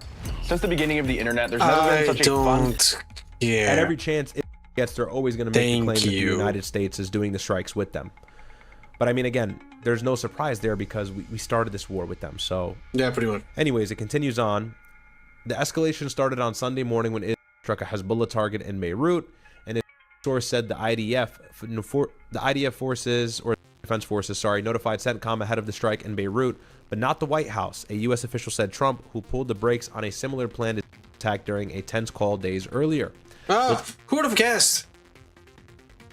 there was a peace treatment, and Israel backstabbed America so they continue attacking. Who would have guessed that even though there was a peace treatment, a short time, but there was one, Israel said fuck that to America, didn't care about what America did, and decided to backstab and still attack. Who would have guessed? Who would have fucking guessed? Unhappy about the strike, Iran then launched missiles towards it that had vowed to do so if Iran struck the Lebanese capital. Some in the IDF believed that it was an empty threat. Yeah, wrong to think that. From that point, things escalated quickly. Trump called Netanyahu on Sunday evening and asked him not to retaliate. Trump argued that he would either get a deal with Iran in the next few days that would make the strikes unnecessary, LOL, or he wouldn't. Yeah, true. In which case, he might lead the strikes on Iran, an Israeli source briefed on the call said. You know, I can keep reading this. It's just like, look at Trump now scrambling.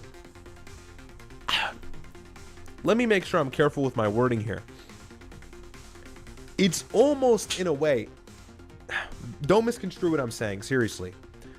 It's almost in a way satisfying to see Donald Trump like panicking. Not because the US is in danger, but because he made such a bad decision. And now and only now does it maybe, we don't know, Axios is weird, Barack Ravid is weird. We know we have to be careful with how we receive our news there. But it does seem, because US involvement has really been minimal in these last tit-for-tat set of strikes, it does seem that Donald Trump is slightly regretful of his decision on February 28th. Would I be crazy to say that? I don't think I would. I think he's regretting now. He has realized this is not a 3 to 5 day conflict. It is 100 days in, and Iran still has their missiles, likely replenished to full capacity, and where they were before the conflict started, God knows even more, as well as their drone capacity, and where's their enriched uranium at, and what are they doing with it? Because we've given them 40 or 50 days now at this point to kind of gather everything together, recoup, take a breath from our offensive bombing campaign, spanning from the beginning of March all the way up until April 7th, when the ceasefire was officially agreed upon between all the parties, at least in some sense, because then it started ramping up on Lebanon. But one has to really think, like, you know, Trump is panicking. Yeah, and it's just funny that he's going to the game right now, because there's just a hot conflict in the Middle East that's one more missile strike or drone away from starting back up and going back to where it was in March when you were involved. And the reason why it can survive all of these attacks from Iran is due to U.S. involvement. We are their most safe insurance policy. Yeah, pretty much. And if that's not there, well, it's a different story for it. But Donald Trump, do not think for a second, and if I'm wrong on this, let's pop a bottle of champagne, because I'd be happy to be wrong on this. But do not think for a second that Donald Trump is going to allow it to be subject to Iranian strikes without supporting them. With U.S. interceptors, with offensive strikes on Iran, targeting their military infrastructure, maybe even their energy infrastructure, their bridges, like he had said. If he does that, I mean, that's really stupid. think about Donald Trump. Is he now starting to realize that all of the support that he was receiving from the lobby went nowhere for him? I think he is. Remember how this all started? Not to draw it back to the beginning, but he pulled out of the JCPOA. He destroyed the Iranian nuclear deal, and that really set the ladder for him to eventually get to war with Iran. And anybody who has any sort of political ability would have told you that Trump may actually start a war with Iran. This is what a lot of people had been saying since he pulled out of the Iranian nuclear deal, but ever since 2020, 2021, and so on, people were worried because he was always making these statements about Iran. And then JD Vance kind of joined the cause, saying that Iran needs to be hit or Iran needs to be decapitated at the RNC, I believe. And so there's this been growing idea that Iran will eventually be subject to U.S. aggression. How that would look, we didn't know. Obviously, we started with the sanctions, and then it moved to killing their leaders. Qasem Soleimani, you have Hassan Nasrallah, the leader of Hezbollah, actually. And that was in November of 2024, Qasem Soleimani being in 2020. And so, you know, you think about all of these moving pieces and how we've slowly been approaching the point of war, but it finally seems that Trump really, really knows he made a bad idea. And to that, I say there is some satisfaction there.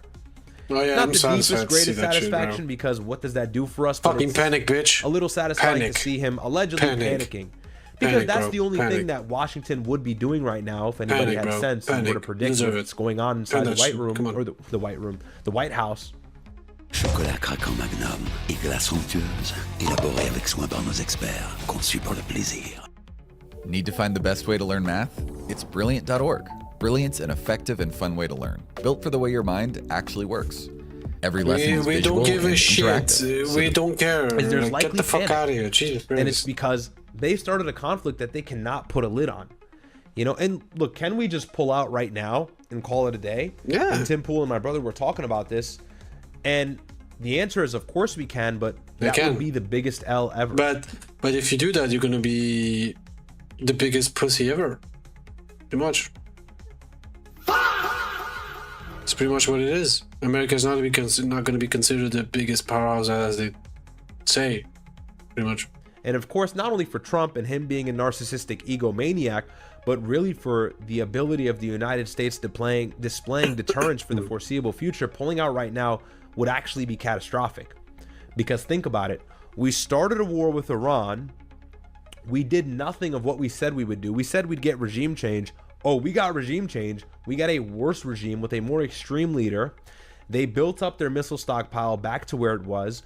We have not halted the enrichment of the uranium. At least we don't think we have. There's no ongoing deal. We've imposed sanctions, so all bets are off. If they want to continue enriching to 90%, they're probably going to do so. And we haven't done anything except clog up the Strait of Hormuz, which is responsible for 20% of the world's global oil supply. And so, you know, you think about all of this, if the United States pulls out with all of these facts existing simultaneously, in which they currently do as I speak to you now, it's an L. It's a strategic L. It is even a military L. I mean, our military bases have largely been unoperational for the beginning of the war and now are being repaired, but they all got hit really hard, as well as critical infrastructure in the Gulf, a desalination plant in Kuwait, which is responsible for converting water from ocean water to fresh drinking water, which is important because the Gulf is a desert, not much agriculture exists there. And so, you know, all of these things exist. The US just can't pull out. And that's more than obvious. I don't think I have to explain that, but a lot of MAGA shills really don't get this because they're sub 100 IQ. So you got to lay this out very simply for them. But I mean, Trump has made the United States in his stronghold. He has made the United States. Back in January of 2025, he signs an executive order. And in that executive order, there's this idea to fight anti-Semitism. And so any person with a visa who says free Palestine and Israel is a terrorist state and there's a genocide going on in Gaza will likely be deported. That's unacceptable. Donald Trump bolsters up all of these think tanks and all these other different organizations. The ADL now coined the fact that if you ever were to utter the statement... You're in America, you have freedom of speech, but if you use freedom of speech, you're kicked off the country. It's literally unacceptable. Drag the United States into war with Iran, you say that it's anti-Semitic. And so think about the strength and the power, the resiliency, the confidence, the arrogance that the lobby has developed with Donald Trump spearheading or really Trojan horsing their ideology forward. They're getting everything they need right now. And they're also planting the seed so that when good goy Trump is gone, they still have a semblance of control with Section 224 and all these other things. And Trump has been instrumental in helping them out. You know, so, you know, it's like everything that he does is just in favor of it.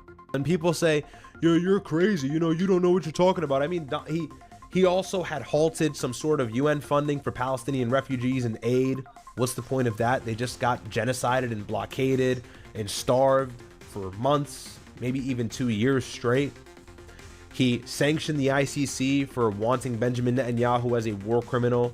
That's fucking unacceptable. He's done everything for them.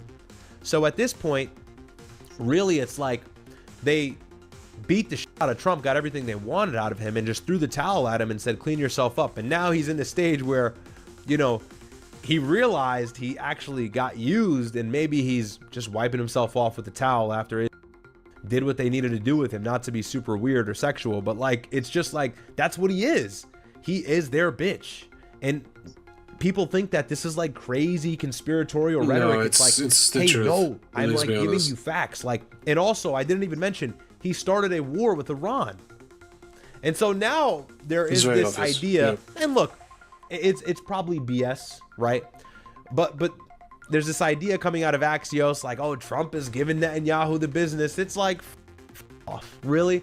And if he is, good, let him panic. And if he isn't, see in midterms, he's cooked, right?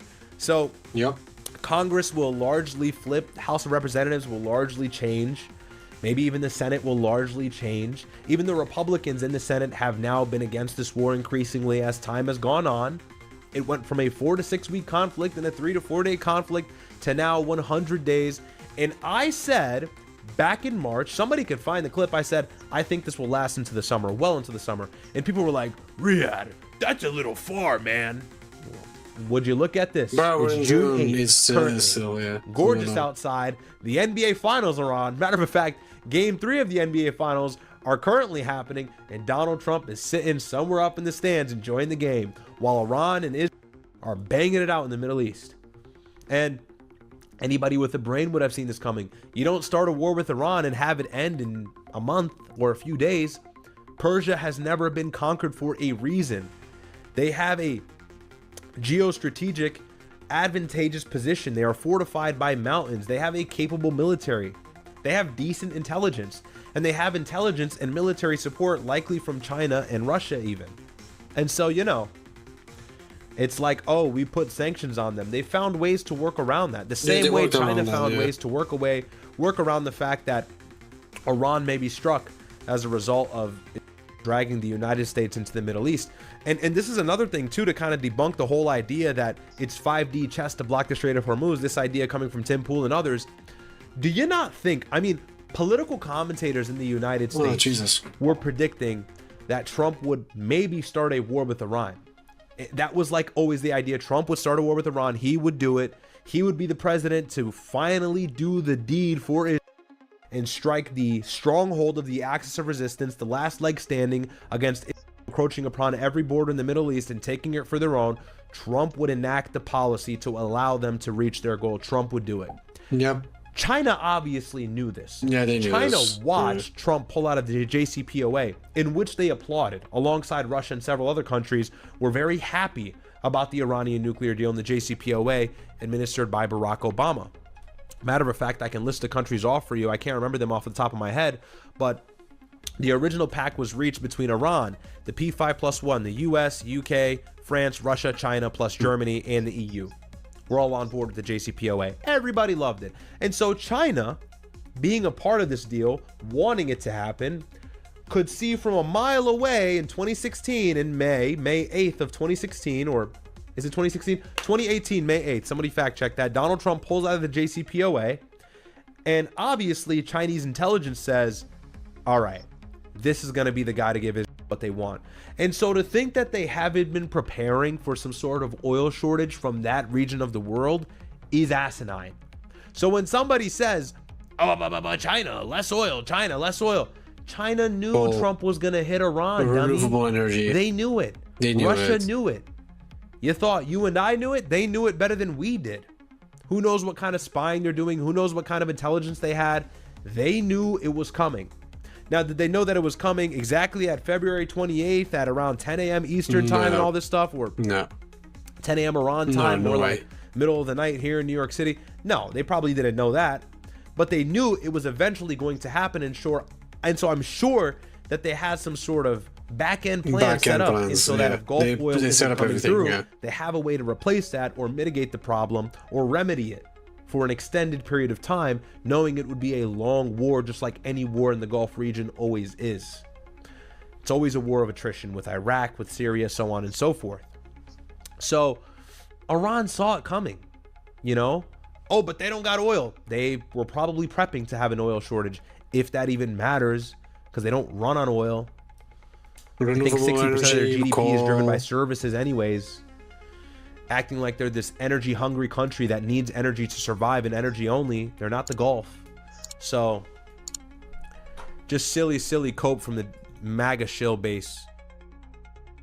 Let's see what we got going on for the live news here, because another one, bro. You know, say what you will, and I'm sure a lot of people are watching the Knicks game right now, but you know, you could bet that I don't know if this is really going to diffuse like Iran said it would, and the cessation of strikes will really last.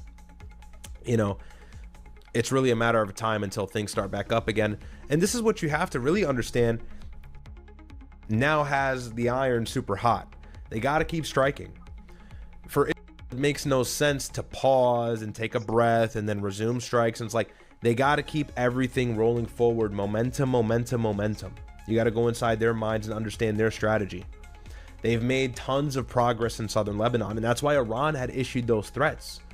Iran is telling them, hey, listen, no more strikes on Lebanon, and it has not been listening. And as a result, they've seized so much land, more than they actually have seized in a good amount of time. Here, we can actually watch this video so it can break it down for you, but everything south of the Litani River now has become this buffer zone, and maybe you don't know the geography or anything, so this video will explain it better than I can because you'll be able to see the visuals. Let me go ahead and pull this up for you guys. This is kind of the situation in Lebanon, and this is as of like 3 or 4 days ago. You know, this isn't even super fresh, and this is what it was 3 or 4 days ago. Let's see if I can find this here. 20% of Lebanon is now under occupation, a fifth of the entire country controlled by an invading power. How did this happen? Well, war broke out between Israel and Hezbollah in October 2023, and after a year of cross-border shelling and attacks, troops invaded. A ceasefire agreement came into effect in November 2024, which was meant to see troops withdraw and Hezbollah fighters move north of the Litani River. But Israel said Hezbollah had not fully moved back, so Israel's military kept demolishing entire villages in southern Lebanon, causing massive displacement. Then, in March this year, things really intensified. An US strike killed Iran's supreme leader, and Hezbollah struck in retaliation. Then Israel began intense strikes, and in April established a yellow line asserting a so-called security zone, 10 kilometers deep into Lebanon. Now, forces have crossed the Litani River and seized territory to the north. For the first time since 2006, troops captured the historic Balfour Castle on a mountain overlooking southern Lebanon. Forces previously... And if you guys aren't familiar with the Balfour Castle, let me go ahead and pull it up. It's actually spelled like Beaufort, but I believe the pronunciation is Belfort. Anyways, so, you know, I'm going Myron style right here, pulling up the Wikipedia. Love it. Nice. So this is Belfort Castle, and this is a historic site. Actually, it may explain it here. Let's see.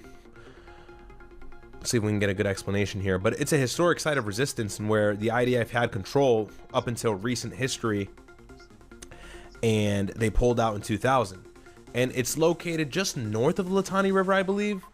Let's see. Yeah, so just north of the Litani River right here, if you can see that on the map. And this has always been kind of like a red zone for Israel, and they've penetrated all of this. And this came out in the news like a week ago. We reported on it. And so again, we're seeing historic changes in the landscape of this conflict, and this has been a forever conflict between Lebanon and Israel, but now it's taking a new face. It's shaping a little bit differently than it ever has, and of course that's why Iran decided to strike Israel.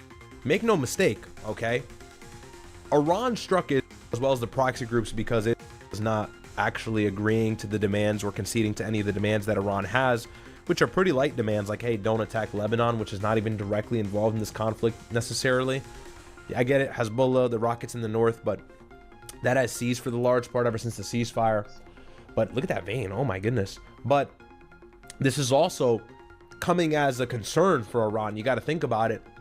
Is now seizing more land than they have had in a while.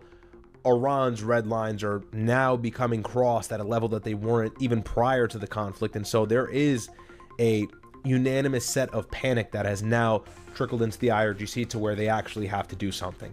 And that's what it is. If anybody's paying attention, you know the writing is right on the wall. But of course, a lot of people let this fly over their heads. Is quietly but surely campaigning to really annex the hell out of this south part of the country. And Iran sees it. They're no stranger to this strategy. They're no stranger to methods and their goals, and so they're nipping it in the bud. And the best way to nip that in the bud is to actually strike them at this moment right now. That's from the Iranian perspective. I'm not condoning the strikes. So that's maybe part of the reason as well, is just not even the fact that like, oh, you're hurting the Lebanese people and this like virtue signaling response. I don't think it's that. I think it's more of like, hey, they're taking too much territory. We're about to lose a lot of advantage with one of our proxy groups that keeps it at bay. So that's a big part of it as well, which is why they likely struck yesterday, as well as everything else. Obviously held it from 1982 until they withdrew 18 years later. הוא שלב דרמטי, הוא שינוי דרמטי במדיניות שאנחנו מובילים. So this is Netanyahu Years speaking later. Hebrew. If you're listening, he says the capture of the Belfort Castle is a dramatic stage. Okay. We read this before. He says it's a dramatic stage, a dramatic shift in the policy that we are leading. We have broken the barrier of fear and we are taking the initiative. We are operating on all fronts. Holy piece of shit cunt needs to be in hell. In Syria, Gaza, and Lebanon. Continues on. The video starts back up. Sorry. This is on the outskirts of Nabateeh, which is Lebanon's 5th largest city. It's a key economic and cultural hub for the region. It's viewed by many Lebanese as a symbol of resistance due to its historic role on the front line of assaults. The military is now issuing forced displacement orders for areas around the Zahrani River, around 40 kilometers north of Israel's border, again without providing evidence, saying Hezbollah uses these areas to carry out operations against Israel. It's like they say, oh, Hezbollah does this, but with no evidence, and then they decide to attack for no reason. Like, bro, where's the evidence? Where's the evidence? It's fucking outrageous. And at this point, it seems hard to know where it will end.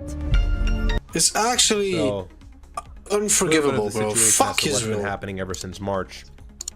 So yeah, this is an aggressive offensive by another video, another one. This is a recent one, by the way. The White House released today as a statement from Donald Trump, and it reads, based on the fact that discussions with the Islamic Republic of Iran have been brought to the highest level of Iranian leadership and approved, I have, as President of the United States of America, canceled the scheduled strikes and bombings against Iran this evening. Discussions and final points have been, in both concept and great detail, approved by all parties involved, including the United States, Saudi Arabia, UAE, Qatar, Turkey, Pakistan, Bahrain, Kuwait, Jordan, Egypt, and others. The naval blockade will remain in full force and effect until this transaction is finalized. Time and place of the signing to be announced shortly. And then if we take a look at this video right here from NBC, I believe they show Donald Trump's statement. So let's go ahead and take a listen to this. I don't think that's going to happen. President Trump canceling the attack, insisting a deal is within reach. We just made a great settlement of the war with Iran, and we're going to be with the war with Iran. Bro, shut the fuck up, bro. We all know they're not going to accept anything. Subject to finalization of documents, which should get done over the next few days. We'll probably have a signing maybe in Europe. The president saying multiple countries in the region were on board, though tonight Iran's foreign ministry says it has not yet reached a final decision Bro, literally they are saying no, bro. regarding an agreement and will not compromise on its red lines. And so what are those red lines? We'll talk about them in a moment. They will not purchase, develop in any way, in any way, shape, or form a nuclear weapon. They will not have a nuclear weapon. President Trump has said the deal was close before. Today he was pressed. Why is this time different? Pointed to the latest U.S. strikes. Because they've taken a pounding. They've taken a pounding like very few people could take. And they want to make the deal a lot more than I do. Earlier today, the president had floated the idea of outright taking Harg Island, Iran's main oil export hub, which would have been a dramatic escalation, possibly requiring If they do it, they're just gonna do worse. What the? Like, that's retarded. Why do they always want to escalate the situation? Go take the island, bro. You're gonna see what's gonna fucking happen. That's fucking stupid. American boots on the ground. Now That's so he says the dumb. new agreement would mean Iran stops attacking commercial oil tankers and the Strait of Hormuz fully reopens. And you'll have oil prices dropping like a rock. Okay, sure they are. Late today, markets surging and oil prices falling, with the president saying there could be a signing ceremony in Europe that Vice President Vance might attend. It's a very strong memorandum of understanding. That is a little conceptual, but it's something that's going to get done. If you're a first or second year med student taking anatomy and you're feeling Like, what is this shitty fucking algorithm? Why am I getting ads for medical school? Bro, I'm not gonna be a doctor. I don't care. Who cares, bro? Get the fuck out. What is this shitty ass algorithm? There in your report, have we heard from the new Ayatollah? The president was asked about it today. Yes, Tom. President Trump said it was his Jesus understanding Christ, that the new some Ayatollah shit. had approved, but there's been no statement from him yet. Also, Tom, U.S. officials tell us the military was just 3 hours from launching missiles at Iran tonight when the president canceled the attack, and that Harg Island was not on the target list. And so, you know, you see this and you become hopeful that maybe we have some peace in a moment. And we'll read this article. But do you want to just take a wild guess how many times Donald Trump has said since the beginning of this war, or really the ceasefire, that peace is imminent? Take a guess. Like 20 million 10, times, bro. 13. No, according to our friend here on X, Riram Navaram, 38 times Donald Trump said peace is imminent. Bro, for 40 times he said peace is imminent, and they all have been faked and lies. Holy shit, 40 bro. times the president has effectively lied to the public. And so is this time any different? We must ask ourselves that question. It's not. And I tell you now, most likely it's not. Of course, I could be wrong, but most likely it's not. And why is that? It's because Iran has those red lines. As I explained earlier, I would briefly mention them to you. And of those red lines, the real most important ones that seem to be the maximalist demands from Iran's side is they will not stop the enrichment of uranium, or rather, they will not relocate their enriched uranium. They won't downblend it right away. There's going to have to be a time where it's frozen until they actually do either downblending or transportation to different countries or relocating the centrifuges, whatever it is. And so they're not going to go anywhere with the enriched uranium. It's going to stay at that 60%. The war in Lebanon must end, and they must have control of the strait.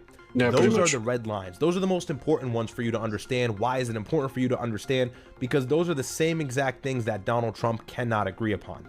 And so he tells the world, we have a deal, yet Iran is saying we don't have any deal. Iran has not released any official statement, aside from the fact that they said they didn't know they shot down an Apache attack helicopter, which was the reason or the grounds for Donald Trump reigniting that temporary outburst of strikes that we saw moving from Tuesday, June 9th to Wednesday, June 10th, and now today is the 11th. And he said that he is going to suspend these strikes and that we have a peace deal coming around in a moment, and there's going to be the ceremonial signing in Europe. It's all bullshit. And look, of course it is. If it's not bullshit, it's still an L. Why is it an L? Because here's the real issue. Trump if we get desperate. a ceasefire or a permanent peace deal, we do some ceremonial signing and we have peace, Iran just whooped our ass for 100 days, and now they have control of 20% of the world's oil. Pretty much. And so, exactly, how does that do anything? And by the way, after that point, if Iran has control over 20% of the world's oil export, and that, as well as the fact that they have tons of missiles, tons of drones, and what likely may be a big bomb, a nuclear bomb, then Robert Pape is right, they may be a fourth world power. So there's really no way out of this, if you see what I'm saying. Now, that's why I spoke about this in the beginning. It seems unlikely that the United States will find any benefit out of removing themselves from the conflict we have now involved ourselves in for the last 100 days. And satisfyingly enough, this is all horrible, but it at least feels good in some way, I must admit. This is terrible. Do not misconstrue what I'm saying to you, but at least Trump now likely realizes he made a big mistake. He started a war that is very Finally, it took him, not only it took him 100 days, bro, to get to the point where, oh, bro, I fucked up. The United States, but to his political image, his approval rating is in the toilet, and as well as the fact that it's destroyed, or is going to continuously destroy, incrementally in doses over the next few years or months, whatever it is, the global economy. And the world is going to have to learn how to work with an Iranian-controlled strait. What does that look like? I don't know. And so all of these problems have arisen due to the United States attacking Iran on the February 28th. A bunch of fucking idiots, bro. That's what happens when you listen to it and you do what they ask you to do. The United States has been in insurance policy since 1940, 1950. And it's no different now than it ever was back in 73 or the Yom Kippur conflict or anything like that. Really, it's the same thing, more or less the same thing when you look at it.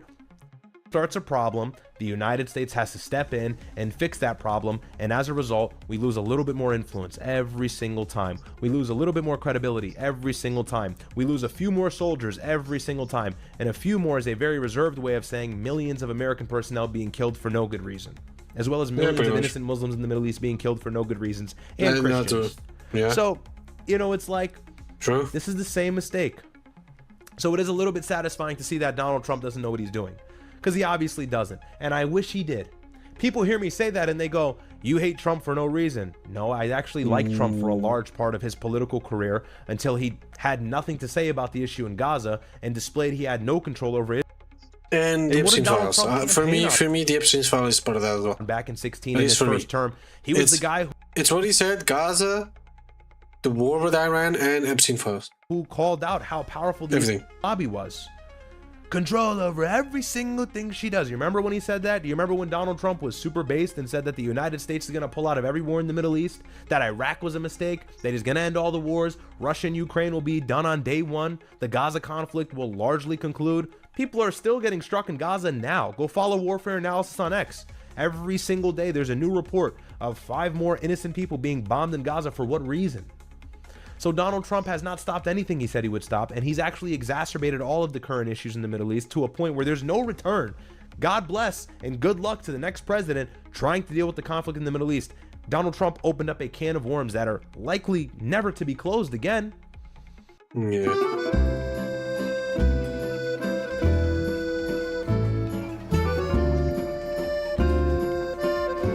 These ads are so horrible, bro. Like, they're so shit. Like, they force you to watch these 20-second ads. They're so dog shit. God, I hate YouTube, bro. Want to enter flow state on demand? Watch this. This is worse than President Obama being left with the situation that Bush had started for him. Way worse. Because now it's not an issue of just Iran. Now Iraq is involved with their proxy group that belongs to the IRGC. Southern Lebanon is involved. You got the Gaza conflict that started in 2023. It really erupted to a point that we've never seen before. There's always been issues in Gaza. You got the issue in the West Bank that's silent, but it's going on. And you've got the issue in Yemen. You've got the issue with the Red Sea, the Bab el-Mandeb Strait. I mean, that can be closed off. That's another 12% of global oil. For the next few presidents or the next president, how do you fix this? Look at what Trump did. Look at what he started. People always say you're always shitting on Trump. I'm sorry, exactly how am I supposed to speak about this conflict without blaming Trump? Do you want me to blame the globalists? Do you want me to blame somebody else? It's him. It's him. And people say, no, blame it. But that's the problem, is like, I'm not expecting it to be any different than they already have been for the last 100 years, the larger part of the last century. We know what it's going to do. They're going to fight their neighbors because they think their neighbors are trying to attack them. We're not going to speak about that, but we know that's what it wants to do. So I'm not expecting it, nor am I making anything bound on them for them to be the good guys and fix their behavior. That's a far cry. Never going to happen. So my minimal expectation is for the President of the United States to halt them and limit their power, because it has become excessive. And like I said, has went from influential to powerful. And it happened slowly but surely over the course of the last 10 or 20 years. It's gotten worse, and it's gotten far worse and exponentially worse under the current Trump administration. The executive order in January of 2025 that made it pretty much illegal to condemn it. Remember that? That's Donald stupid. Trump? Hello? Do you want me to just remove Donald Trump from all of this and act like he has nothing to do with it? He has everything to do with it. So it's not a Trump shit show. I don't like to do it. It gets tiring. Yeah, but it's the truth. This is what it is. This is what it is. Students are now deported for talking about Palestine and Gaza and the West Bank, which is a humanitarian crisis that's globally recognized. Ivy League students who are protesting at colleges are now blacklisted from prestigious jobs because Trump enabled these very powerful people to set that up. The ADL now considers it anti-Semitic to say that drag the United States into the war in the Middle East to fight Iran. That's anti-Semitic to say. These are all things that are happening under the Trump administration. This new legislation that Congress is allegedly about to pass now deepens the ties of military integration between the United States and Israel, which is already way too deep. And so what does it look like after that's enacted upon? Maybe it doesn't even have to tell us they're doing something. Maybe it doesn't even have to ask for aid. Now all they do is just hit a button. I mean, what does that look like? And so it's become a powerful country that was once upon a time just influential. Now it's powerful. And why is it powerful? Because Donald Trump yells at Netanyahu on the phone, allegedly, per Axios, and so we have to take it with a large grain of salt. But Donald Trump yells at Netanyahu and he says, You can't bomb Lebanon anymore. You're making it impossible for me to reach a peace deal. What are you doing? You're fucking crazy. I saved you from prison. I'm the reason you're in power. Allegedly, he says all of this, right? And so we read this and we say Trump is based and all this good stuff, but still is bombing Lebanon as I'm speaking to you now. So is that an influential country, or is that a country that is actually powerful? Because last time I checked, if Donald Trump, the president of the United States, tells you not to do something and you do it anyways, it's just that you're actually powerful. It's that no one can test your power. And no one in the Middle East obviously contested power because they're a nuclear power. So, yep, that's what it is. And their nuclear program is unacknowledged. And obviously some Congress members, some Democrats, but I must admit and give their credit, Congress members have now tried to introduce a bill to get the United States and the MAGA administration, Trump administration, to admit that it has a nuclear arsenal, nuclear warheads, nuclear bomb, whatever it is. They have this large nuclear arsenal. And they want this to no longer be a secret because the entire world knows it has nukes. Yeah, and it was knows. Nixon in '69 who set up the program for it to sneakily actually maintain and make more powerful this nuclear program. That is the only one. It is the only one in the Middle East. The only other one is Pakistan. It's not really the Middle East. It's it. So, you know, people say, why do you attack Trump? It's for that reason. It's for that reason. To talk about this war without talking about Donald Trump and the mistakes he's making and what he's doing is impossible. If you can watch somebody who can do that, goodbye. Have fun watching them. You won't get the full story. So let's go ahead and read this. This is from the New York Times, and it's titled Iran War Live Updates. Trump again claims deal is close. So here's the latest. President Trump veered over the course of Thursday from threatening a third straight day of strikes on Iran to abruptly calling them off and then announcing that a peace deal could be signed as soon as this weekend. He did not specify exactly what the deal would entail, but he said it was, quote, in pretty final shape, end quote. Iran state broadcaster, quoting the spokesman for the country's foreign minister, said that nothing has been finalized. Earlier this week, Mr. Trump had claimed a peace deal was imminent, but hours later, the two countries attacked each other. Speaking in the Oval Office on Thursday afternoon, Mr. Trump said that a deal could be signed maybe over the weekend in Europe. If so, Vice President J.D. Vance would take part. The president is hosting a UFC fight on the White House's lawn, or South. Bro, you have a crisis problem that is crisis for everyone in the world, and you're hosting a new UFC fight. Somehow you managed to become the worst president ever. It's actually insane. How the fuck did you manage to become the worst president ever? What the fuck are your priorities? What the fuck is going on, bro? Lawn for his 80th birthday on Sunday. Mr. Trump also claimed that Iran's supreme leader had approved the deal, which he said would result in the resumption of shipping traffic in the Strait of Hormuz, but he also said the nuclear issues that have been a major sticking point in peace talks were still being discussed conceptually. Which joined the United States in launching the war, said it was not party to...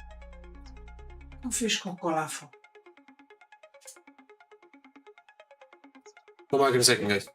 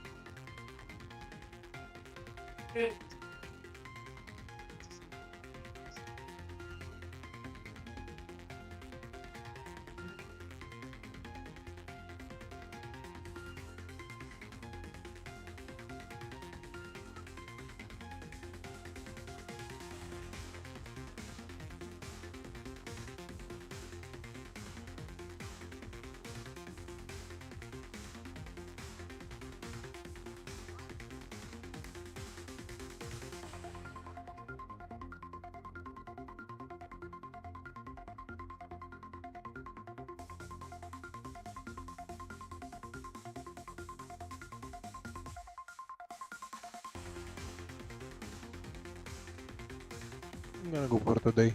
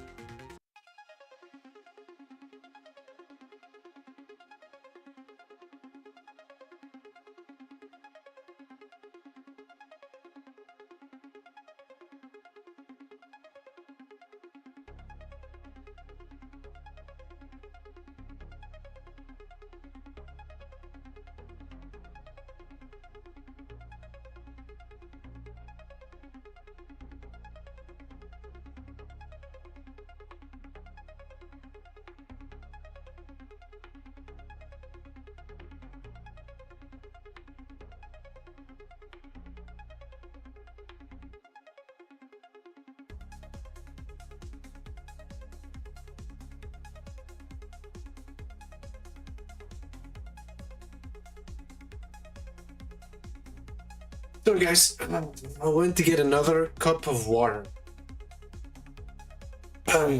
Some fresh water. to the deal and has not generally been excluded from the peace talks.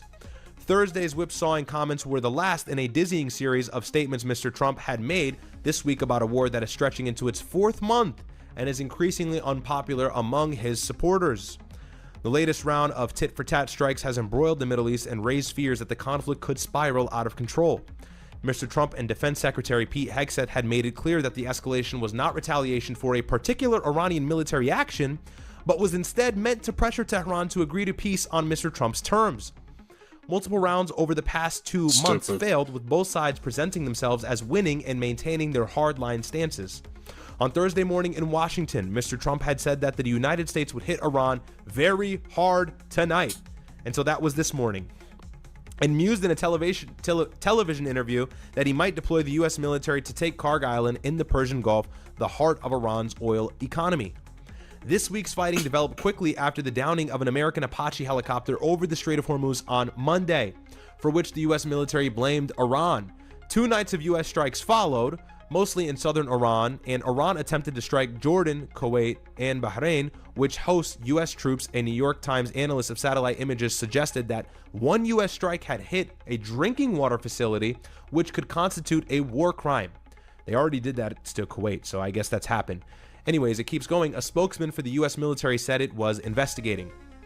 And then it goes on here, and this is a little bit more of an update, but this is more detail as to the situation with that Apache helicopter that was shot down, and so we'll talk about that.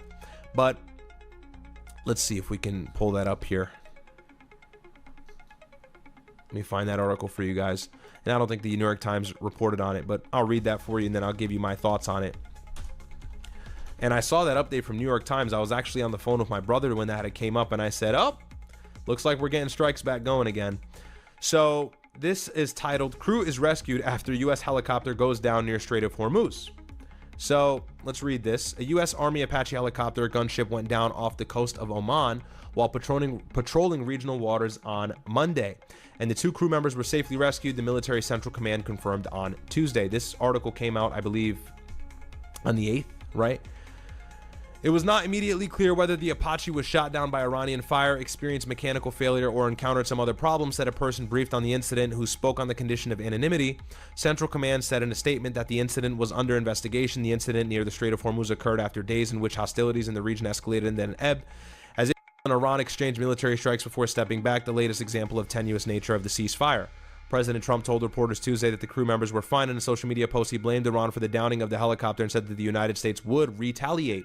Central Command's U.S. Army, U.S. Navy, and Air Force personnel, as well as the Army's 82nd Airborne Division, which has helicopters and a special unit that operates maritime drones, joined the effort to rescue the 2 crew members and the pilot and the gunner within 2 hours of the helicopter going down.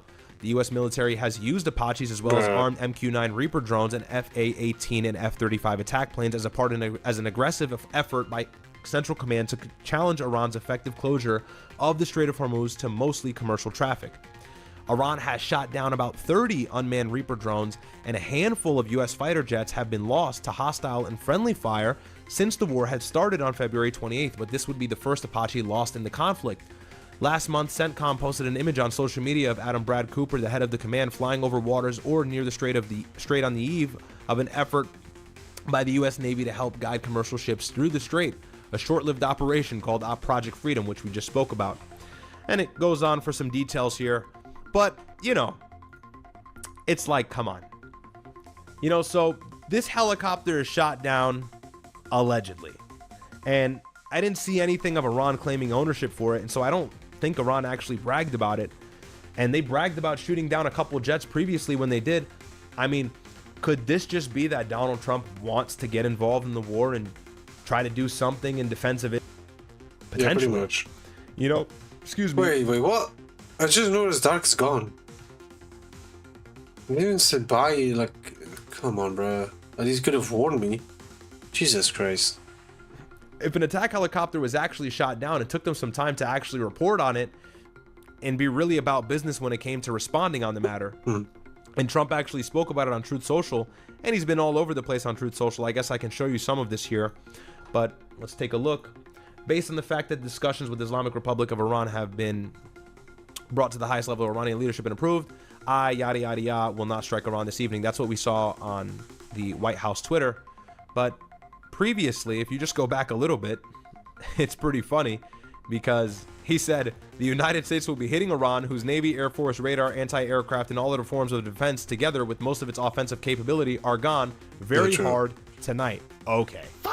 We are not a super, Is there any credibility left, honestly? God honest truth. This guy's a liar and a retard. Is there any credibility left? No, none, bro. There's fucking none. At some point in the not too distant future, we will be taking Karg Island and other oil infrastructure points and assume total control over their oil and gas markets, much like we have with Venezuela, which is working out brilliantly for both Venezuela and the United States of America. Thank you for your attention to this matter. So, look, this is the same thing. This is why I said at the beginning of the stream, it's been the same thing over and over again, right? Iran does something unacceptable. Donald Trump has to respond and be the big, brave, bad hero. And we get the taco. We get the Trump always chickens out. We get the taco effect. Trump says, never mind. We're talking to them. They're begging for a deal. Meanwhile, the foreign minister, the parliament speaker, everybody, Abbas Araghchi, Mohammad Ghalibaf, Mujtaba Khamenei, the actual supreme leader now who's been in hiding because is likely trying to kill him, are saying we're not talking to anybody. And we have not been talking to anybody, and we will not talk to anybody until our red lines are conceded upon, which is the nuclear enrichment, which is the Strait of Hormuz, which is their frozen assets, which is a guarantee of no more strikes after this peace deal is agreed upon, no more strikes in Lebanon. How the hell is that going to happen? And so this is why I say Donald Trump is confused. And what's the bitter thing to follow up with than this? Let's segue onto this. Airstrikes kill 13 in South Lebanon, Lebanese sources say. That's from June 10th, which was yesterday. In Beirut, on June 10th, airstrikes in southern Lebanon killed at least 13 people on Wednesday, Lebanese security sources said. As it pressed its campaign against Hezbollah and the Iran-backed group claimed fresh attacks against... Well, you just attacked random people for no reason. Hezbollah would be in the middle of a city, bro. Forces in the south. The dead included 9 people killed in the village of Deir Deba, 8 kilometers or 5 miles east of the city of Tyre, the state-run national news agency reported. Reuters footage showed vehicles ablaze in the southern city of Sidon after an airstrike. More than 3 months since the U.S.-Israeli attack on Iran ignited conflict around the Middle East, Lebanon remains a major front line in the war. The Lebanon war sparked escalations in the wider conflict earlier this week when it struck Beirut's Hezbollah-controlled southern suburbs, prompting Iran to retaliate with a missile attack on it, which in turn struck Iran before Israel and Iran halted attacks. Almost 3,700 people have been killed in Lebanon by attacks since March 2nd, 730 of them being women, children, or medics. According to Lebanon's health ministry, while authorities say some 1.2 million people have been displaced in Lebanon. Hezbollah entered the war on March 2nd, saying it was retaliating for killing the Iran supreme leader at the start of the conflict. Since then, 28 soldiers have been killed in combat in Lebanon, according to the Reuters, a tally of his military announcements, while 4 civilians have been killed in Hezbollah attacks. It's way higher than that, by the way. A Lebanese soldier died on Wednesday from wounds caused by an airstrike in the south on March 17th, the Lebanese military said. So, you know. Whoa. What's that? I just built a budgeting app in Base 44. Guys. It's like, exactly how the hell are you going to meet Iran in Europe this weekend? Please tell me how. How are you going to meet Mujtaba Khamenei this weekend? How are you going to actually break a deal? Not when all this is happening. Absolutely impossible. So it's the same thing, you know, and I come on live and hopefully I paint a clearer picture of what's going on. Because again, like I've said in the beginning, if you're listening to Trump, you're going to be confused. You're not going to know what's going on. And look, now he's raving about the stock market stabilizing. Now he's raving about oil prices allegedly dropping. I mean, is that even true? I believe a barrel of oil for Brent crude is still upwards of $90, which is still way too high. It was sitting around 60 before this ever started. And so you're not going to see lower gas prices. You're not going to see lower inflation. And it's going to continue despite what Trump says. And he can't do anything. He's trying to bandage a ruptured boat. And it's going to continue to leak until he gets a new boat, which means he has to completely pull out of this conflict in the Middle East entirely. And that's what it has to be. We have to lose. We have to show the wrong face. We have to show a losing face. We have to swallow our pride as the United States of America and pull out of this conflict in Iran if it means the betterment of American people and our political structure not being overtaken by Democrats in 2028. Because do you know what all this means domestically here at home if Donald Trump continues this war? The GOP is cooked. It's finished. And so that's good. Who cares? Let them lose in the midterms, lose their political power. Me and my brother spoke about this. Obviously, that's Nick's plan. And we said that makes total sense. We don't understand how people don't understand that. But really, in 2028, what's going to happen? Is it going to be some far-right president? Is it going to be like a Donald Trump like in 2016 president? Probably not. It's kind of hard to make that conclusion and be sure about that. Because of Trump, they ruined the last thing everything. that's going to be associated with a Republican president is endless wars in the Middle East. Now, we know Obama's foreign policy wasn't all that, but Obama was the guy who brokered the JCPOA, the Joint Comprehensive Plan of Action, the Iranian nuclear deal, which brought down Iran's enriched uranium from 60% all the way to 3.67, which was only used for civilian purposes in powering a power plant or something like that. Nothing near weapons grade or nothing that can ever be maliciously used. And so Obama was the one to broker that deal, and that's a bragging right for the left. That's a bragging right for Obama. And Obama just sat down in the interview, I forget who the journalist was, and he bragged about that. And he said, yeah, Trump destroyed everything I had preciously set up for ongoing and long-term peace in the Middle East. And so that region is suffering and always seems to suffer at the hands of a Republican candidate, at the hands of a Republican president. In 2028, if the right people step up to the debate stage with the right talking. Okay, Republican, not really. Okay, guys, you guys on the left also created a lot of problems in the Middle East, Iraq, in other countries, Yemen, and so goes on. Okay, guys, let's not come here with this fucking bullshit. Say the Republicans. You guys let Israel and with your own hands also decide to destroy the other countries in the Middle East. Okay, let's not forget about that. Points. Really isn't going to be easy to diffuse those or really refute them. So these are problems. Like it's true. It's true that it's because of Trump that we are where we are, and it's the worst one of them all. But that doesn't mean you guys don't have hands dirty as well. You guys 100% have the hands that are dirty. So let's stop with this fucking bullshit. See here at home, and unfortunately, Trump has no other option but to try different stupid things and hope it's going to work. Operation Freedom didn't work. Bombing Iran for 2 days, making up a story about this helicopter being shot out of the sky. And maybe it was real, but it's, you know, I'm reading this and I'm like, are we really, you know? Just in time, right after Israel got its ass handed to them with strikes from Hezbollah and all these other countries, or all these other proxies, I should say, now an Apache gets shot out of the air. And this is the problem. Donald, and this is how you know, obviously we don't have escalation dominance, even though we're obviously trying to slowly escalate the conflict. That's why we keep going in and out of the conflict. We're mowing the lawn there. But this is how you know Donald Trump desperately wants the conflict to be over, because he only waits for these moments to strike when it's also getting something going with Iran as well. You know, if Donald Trump really had control, he would have never stopped his bombing campaign. If Donald Trump really had control, he would have kept bombing Iran all the way up until there was no Iran left. But because they blocked the strait, and because they have all of these Gulf countries right on their targets with all these missiles, it's actually really difficult for Donald Trump to just start the war back up and be this big bad tyrant whenever he feels like. Because the Crown Prince is definitely calling the White House, saying, do not bomb Iran. All of these other Middle Eastern countries, maybe even the UAE at this point, will likely be begging for some sort of peace. You got to think about it. The UAE is a lone wolf. They are very close to Iran, right across the Gulf. Yeah, pretty much. If you don't know, the UAE is a direct security partner. They have a security axis with it.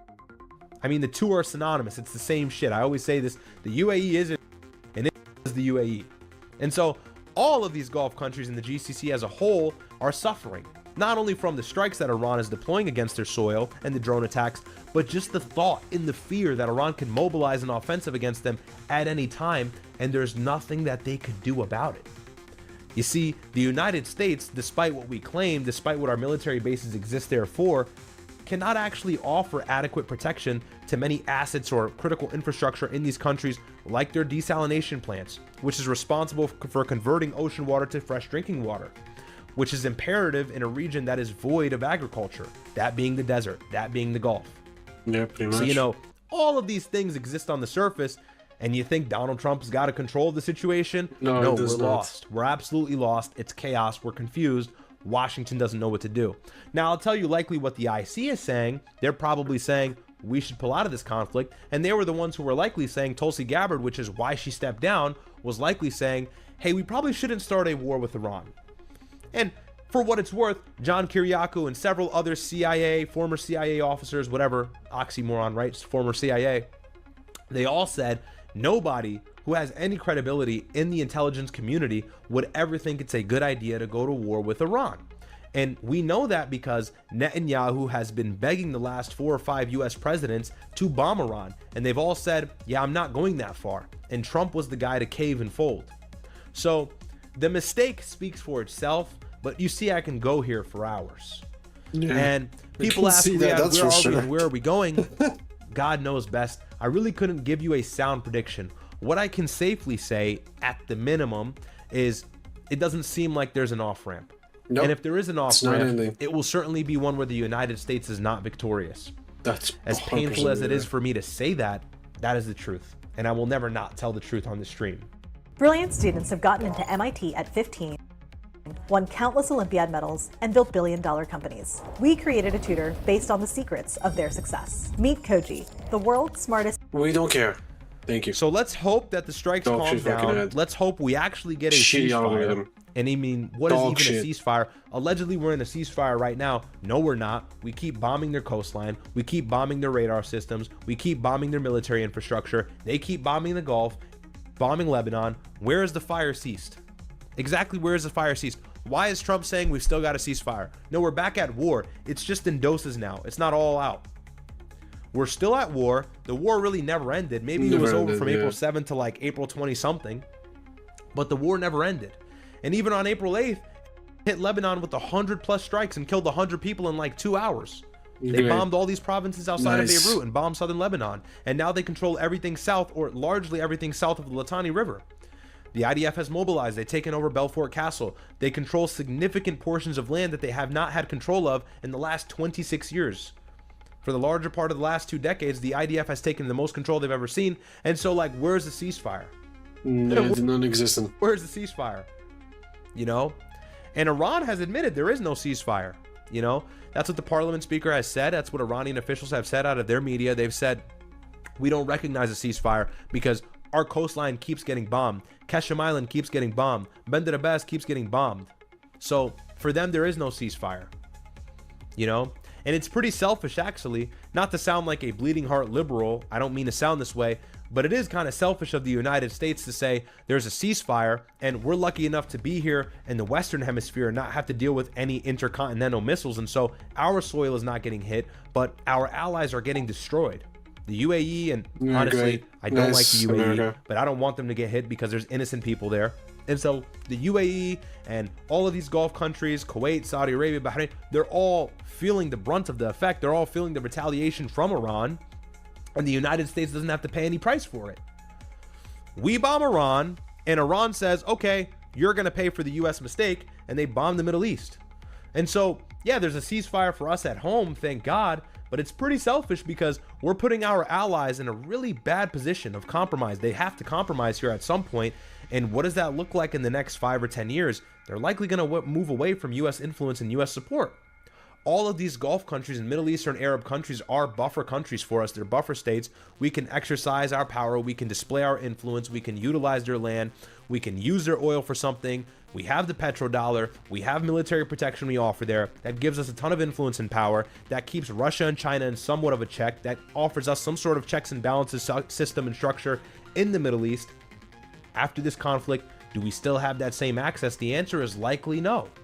And there already has been some rumors through the grapevine on some of the news I've been reading that Saudi Arabia and Kuwait are going to look to avert US military support and actually seek that from maybe another global power, I don't know, like Russia or China. That's totally realistic. It's possible. So, I mean, even if that's not the biggest deal in the grand scheme of things, because that's ultimately what these Gulf countries were looking for long term, it's still a big deal that Donald Trump sped it up increasingly, or exceedingly sped that up. I get it, it's the inevitable, but why speed it up? If we can milk it, let's milk it. Let's milk our presence in the region.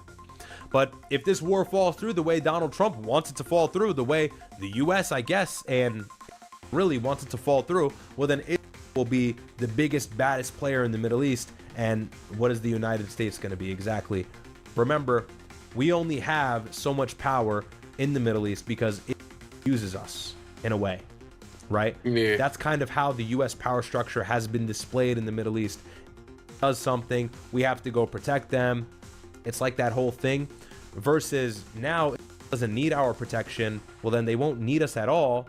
Obviously, Netanyahu has previously said he wants to draw down US financial support to zero. By the time midterms rise around even, he wants it to be zero. And maybe that's just all a ruse. Maybe that's just because of Section 244 that has now come out. Or 224, I apologize. And, you know, who knows what the plan is. But if Iran falls, this is the greatest thing for you to understand. And I said this in February. Iran falls, if Iran falls, the U.S. is cooked. Because that now means it has control over the entire Middle East. And there will be no red lines. There will be no hesitation. There will be no pauses.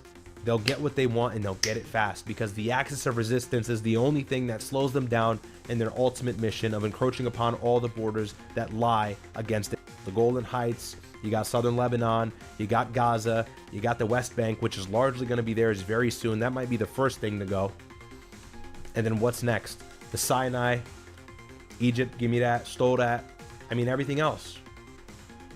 From the Nile to the Euphrates, it's going to be free game for Israel. And they'll get it. They'll get it quick. They have a nuke. Israel is a problem. So, unfortunately, I don't foresee an off-ramp here. Here we go. We did pretty much 3 hours of updates when it comes about the war. Yeah, Israel, I mean, Israel has proven to everyone that they're actually the main pieces of shit, let's be honest. Now let's come to the harsh truth when it comes to feminism and other things. Here we go. So it's Myron on a stream I see of someone where he's debating other people. I can see from the gesture of the hand that he probably is cooking everyone. If I had to guess. But here we go. Right, you're fat. Who gives a think? You're fat. I know, bro. and you have a bald spot on your head like a halo. I know, we both have problems. You wear sunglasses inside. No one understands what you're saying. You're a foreign fat. Nobody cares. You got no motion besides your stomach moving because you're fat as. We got Dr. in here. We got this goat who literally looks like a that still wears South Pole in 2026. We got a bunch of here that don't understand basic concepts. Look like a friends, it's fine, it's fine. Hey, Myron, hey, Unc, shut the fuck up. Unc, shut the fuck up. I know that you were watching the show and all that. Before you actually make a statement, I have a question for you, right? I love how Andrew's like, here. If you made... He's like in the middle of this, laughing. It's just... The statement, when those people were calling you like racial slurs, that if they did that to your face, you do what? Like, what is the moral? Simple, just don't react like an idiot. If they're trying to incentivize and insulting you being racist, just don't react. They want you to react abruptly and use violence. That's what they want.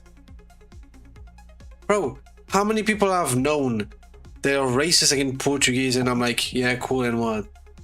And like, do you really want me to get pissed? That's the reaction you want? I'm not gonna give it to you. Like, fam, just don't react like an idiot. Simple as that. It's not difficult. Literally, like, tell that kid that if you do this to me or what? Like, what is the difference between both of the cases? I don't really understand your question. So there was like people are accusing you on X, like you say, words shouldn't matter. People shouldn't be riled up when people get in each other's faces and all that. Yeah, and then like you have videos, or especially a particular video where you are talking about people that are kind of like harassing you, and you are saying, if y'all did this to me, I will do that to y'all. Like, what is like, why do you get the benefit of the doubt and you get sympathy from people? Yeah, this is clearly acceptable. And when something happens like this, you kind of like fall back and you don't understand the reaction to what caused that. I don't know what particular instance you're talking about specifically. I don't know. But what I will say is I think, you know, violence should be avoided at almost every situation. It should only be used as a last resort to defend yourself from, you know, obviously some kind of serious bodily injury or death. Yeah, but see, so once again, friends, I don't want y'all to think this is ambush or something. I want y'all to own your words. And why the fuck are the cameras moving? Just keep the two big cameras between the two people that are talking and the rest stay on the bottom. Why do you keep switching scenes where the cameras switch movements and shit? I'm like, fam, what the fuck is this shit? Be consistent. Let's see what happened there. I'm sorry. Even if it doesn't fucking benefit. It does not benefit to say anything negative about. It does not benefit to be critical of Islam. It doesn't. And as a matter of fact, I get a lot of hate for it. I got these ass Pakistani dirty in my chat talking about haram, haram.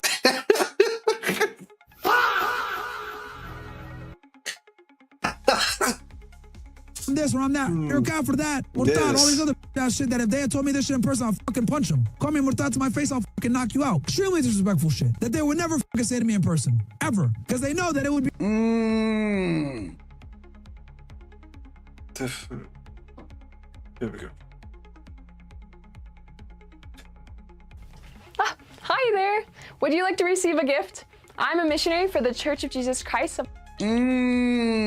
Doesn't that contradict what you said? That no, I'm glad that you brought that up. So that's in context of a lot of people. I get death threats all the fucking time, obviously, by being the person I am and having the views that I have. So this was during a period where I was talking and being critical about praying at Times Square being like not an intelligent thing to do in the United States. So that's what I was referring to. And obviously I get hundreds, if not thousands of death threats from weirdos from all different walks of life, whether it's, you know, angry Muslims, angry, you know, everybody gets pissed off at me for the views that I have. So that's what I was referring to is like, that's in context of also people giving me death threats all the time, which I get all the time. So that's what I'm saying. But like, but it's like, knock them out only for that or to, you know, to have some type of altercation for that. You know, you could get angry a little bit or whatever, but honestly, would I really hit somebody over some words? More than likely, unless they were like attacking me or I felt like I was in some imminent danger, probably not, right? But it's important to understand that that was in context of me getting hundreds of death threats from these fucking guys, because I think people know when you talk about the Muslims, and as Andrew could talk about this, if you criticize them, they come at you crazy. One second, friends. Let him land, please. These other extenuating circumstances that make it okay for y'all. I don't understand that. Did I stab someone in the chest or punch somebody? I didn't. One second, friends. 1 second. So, but that was not the context at all. You were reacting to people in your. That's not the context at all, Nick.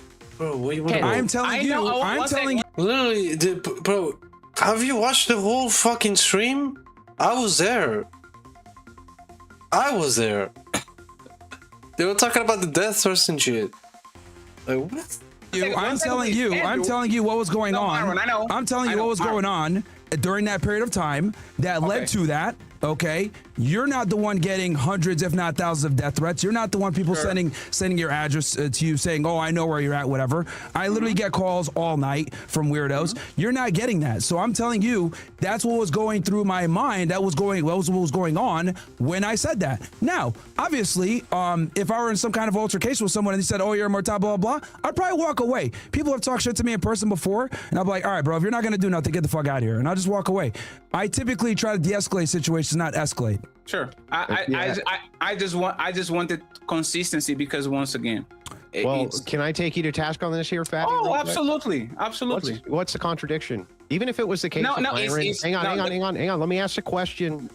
Sure. Even if it was the case that Myron here said that violence should always be the last resort, but he resorted to violence himself as the first resort, what's the actual contradiction there? Is because he made a definitive statement. He said that we shouldn't do that over words. And in this video, like I am showing y'all, he says that about words. Is That's people not a contradiction. No, 1 second. Hey, Andrew, let's strip down the debate thing. I don't know if it's a contradiction. I don't know if it's hypocritical. I know that 1 second. I know that one statement cancels the other. It can, like you know, the laws of logic, it can be both, right? One is one and the other one is a one. If no, that these would violate the law of excluded middle. So, bro, his English is fucking dog shit. Like, I'm not the best at English. Again, I'm not the best, but what the fuck? I didn't understand shit. Like, what? It doesn't. Wait, 1 second. So is the law of contradiction, right? Is the law of identity, and is the what is the last law? The one I just said, law of excluded middle. Okay, law of excluded middle. He said it. He said right now. Yeah, but I need you to listen to what I'm saying. No, let me just play what he said, please. And then I know what he said. I just because I want people to hear it again. It's not for you. Go ahead. Okay? Go ahead. Bro, you know, he's trying so hard to make sure he's right, even though there are other people telling him that he's clearly not right. Oh, go ahead. Play the clip again. I get a lot of hate for my positions. I'm just gonna skip this. People in his chat, which is words. Chat is not fist. Chat is not. Chat is words. So isn't he contradicting what he said? That here's the thing, bro. You know what? You know what I like. No, you know what I like about this. Listen. Go ahead, Andrew. Go ahead. And then I'll come in after. Go ahead, Andrew. Say what you got to say. Then I'll come in after. Go ahead. Let me explain this so that you understand what a contradiction or hypocrisy is. If I say people should not murder, and then I go out and murder somebody, that's neither a contradiction nor hypocrisy. It's still true that people shouldn't murder. It's still true that they shouldn't do this thing. Yes. It's not hypocritical either because I'm still consistent within the belief structure that they shouldn't do that even if I did. So even if Myron says violence should be the last resort, which he said, and he uses it as a first resort, there's no fucking inconsistency there to even attack him over any... It still doesn't change the fact that using violence as first resort is not good. It's always better in last resort. He's still right. He's not contradicting himself. Why the guy would even need to defend himself from such a low-tier claim is insane to me. And Andrew, and this is why I'm not taking this to the debate university and to the verbal combat. I'm taking this to public perception and to common sense. There we go. There's your problem. You're retarded. That's good to know. Myron might not be. Congrats. You've proven that you're retarded. That's good to know. Bro, like, you cannot make this shit up, bro. 1 second, let me finish. Myron might not be a hypocrite based on the definition. Myron might not. He's not an hypocrite. He's not contradicting himself. It's still true. Like, what? No, not even by the definition. He's wrong by the definition. No, fantastic, but it's fine because I don't want to get. Bro, he literally gave you the definition, nigga, and you're saying that he's wrong. This fucking guy is a stupid idiot. Bruh. On the game of semantics, another point. Let me finish, please. All right, yo, you've been yapping the whole time, bro. You've been yapping the whole time. Like, are we? Can we? Sir, respectfully. Let me finish. Like, you've been yapping the whole time, dude. Go ahead. I know. Let me finish, and then you got it. You are a talker too. I don't care about the hypocritical. I don't care about the contradiction, but it's common sense that Myron is doing the rules for D, but not for me. He's pushing a higher standard to a. Bro, he's not contradicting himself. It's still true. The fact that violence is last resort. It's still true. We're like, what? This is so dumb. This guy's so dumb. 17-year-old and to everybody that is fighting over wars, especially the. Then when people check the builder and when people are instigating other people, but then he comes on the stream and he says, if you say this one more time to me, I will do this to you. I don't care about the cement. It doesn't change the fact that he's right. Violence is last resort. Should be used as last resort. Like, bro, like what? It doesn't change the fact that he's not contradicting himself at all. What? I don't care about the debate, bro. I care about the fact that Myron, I don't care about the debate, bro. You literally just proved to you that you're wrong and you say you don't care about the debate. You're a fucking retard. Clearly you don't care. You want to say that your view is the right way and you don't care about nothing else. Even though there's facts literally telling you that you're wrong. Bruh.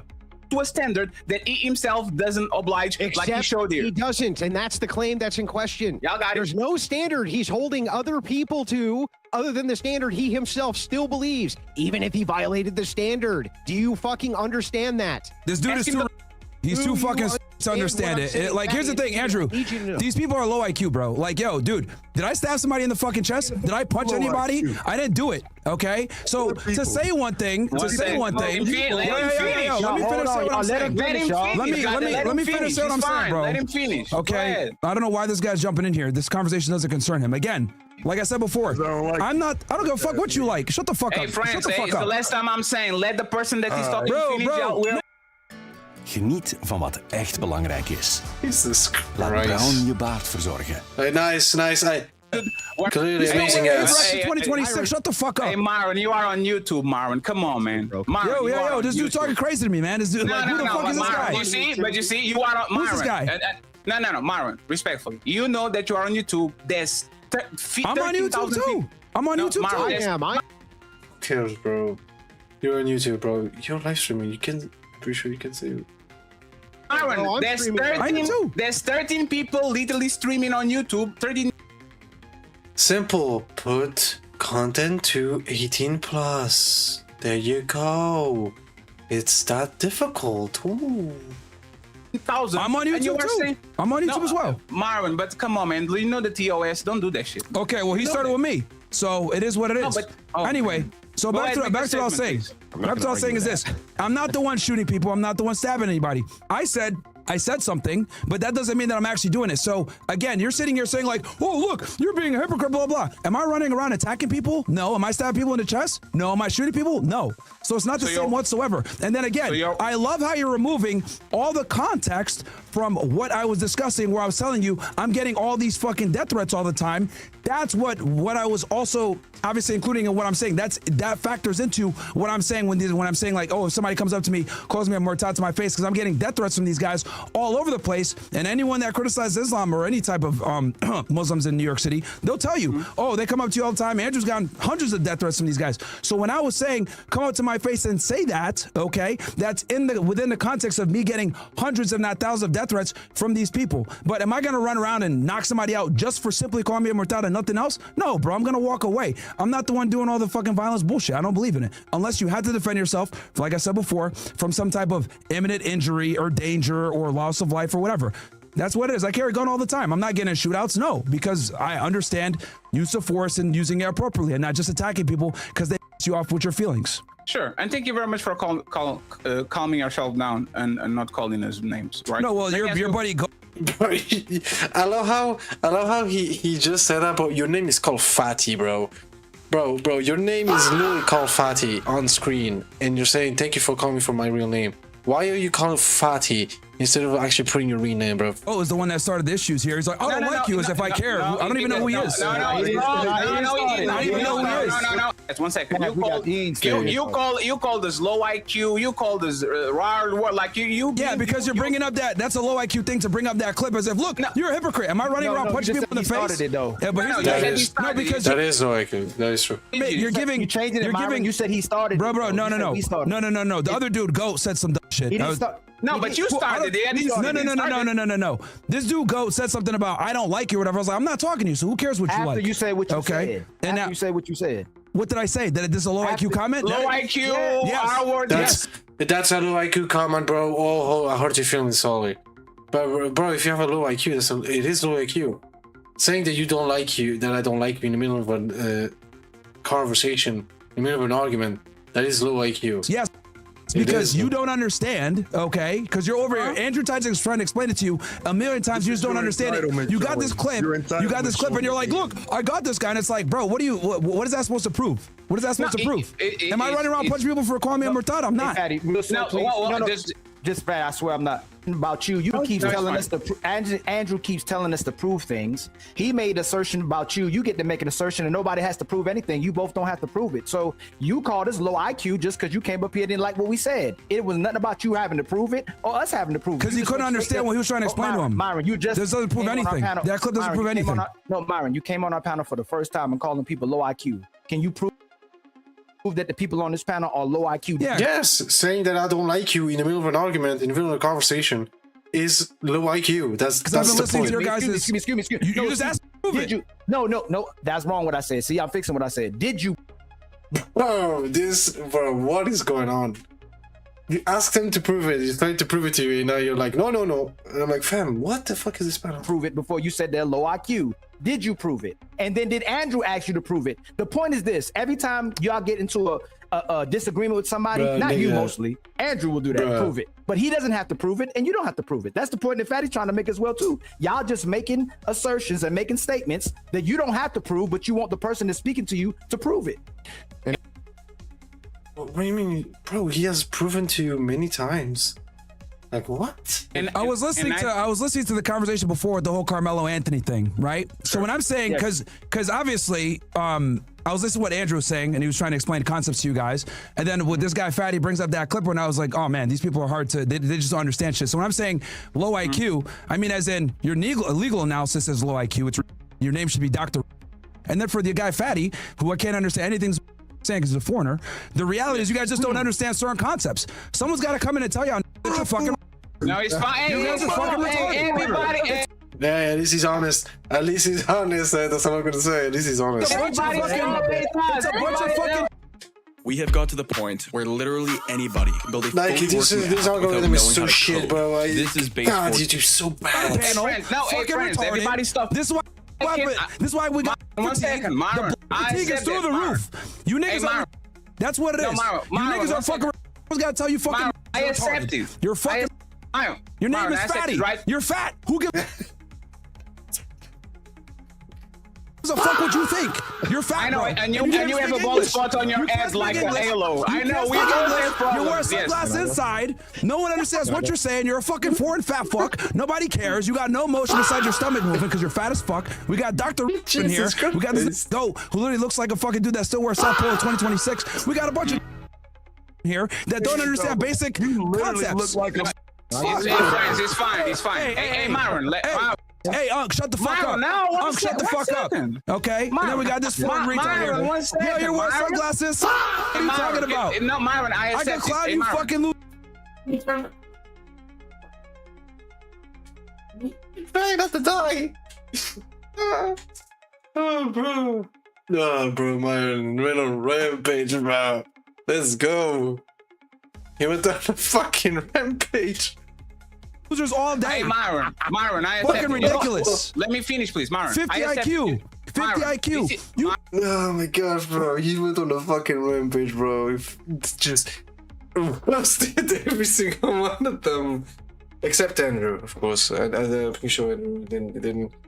But, bro, that was funny shit. You can't even speak English, bro. Nobody understands you. You can't even ask a question properly, you fat fucking. It's crazy to me. Holy Myron, shit. Can I answer that? 85 IQ panel. Fatigue is through the roof. You are over here. Stop it. No. Let me just. Let me bring my real. Let me answer, please. Let me answer, please.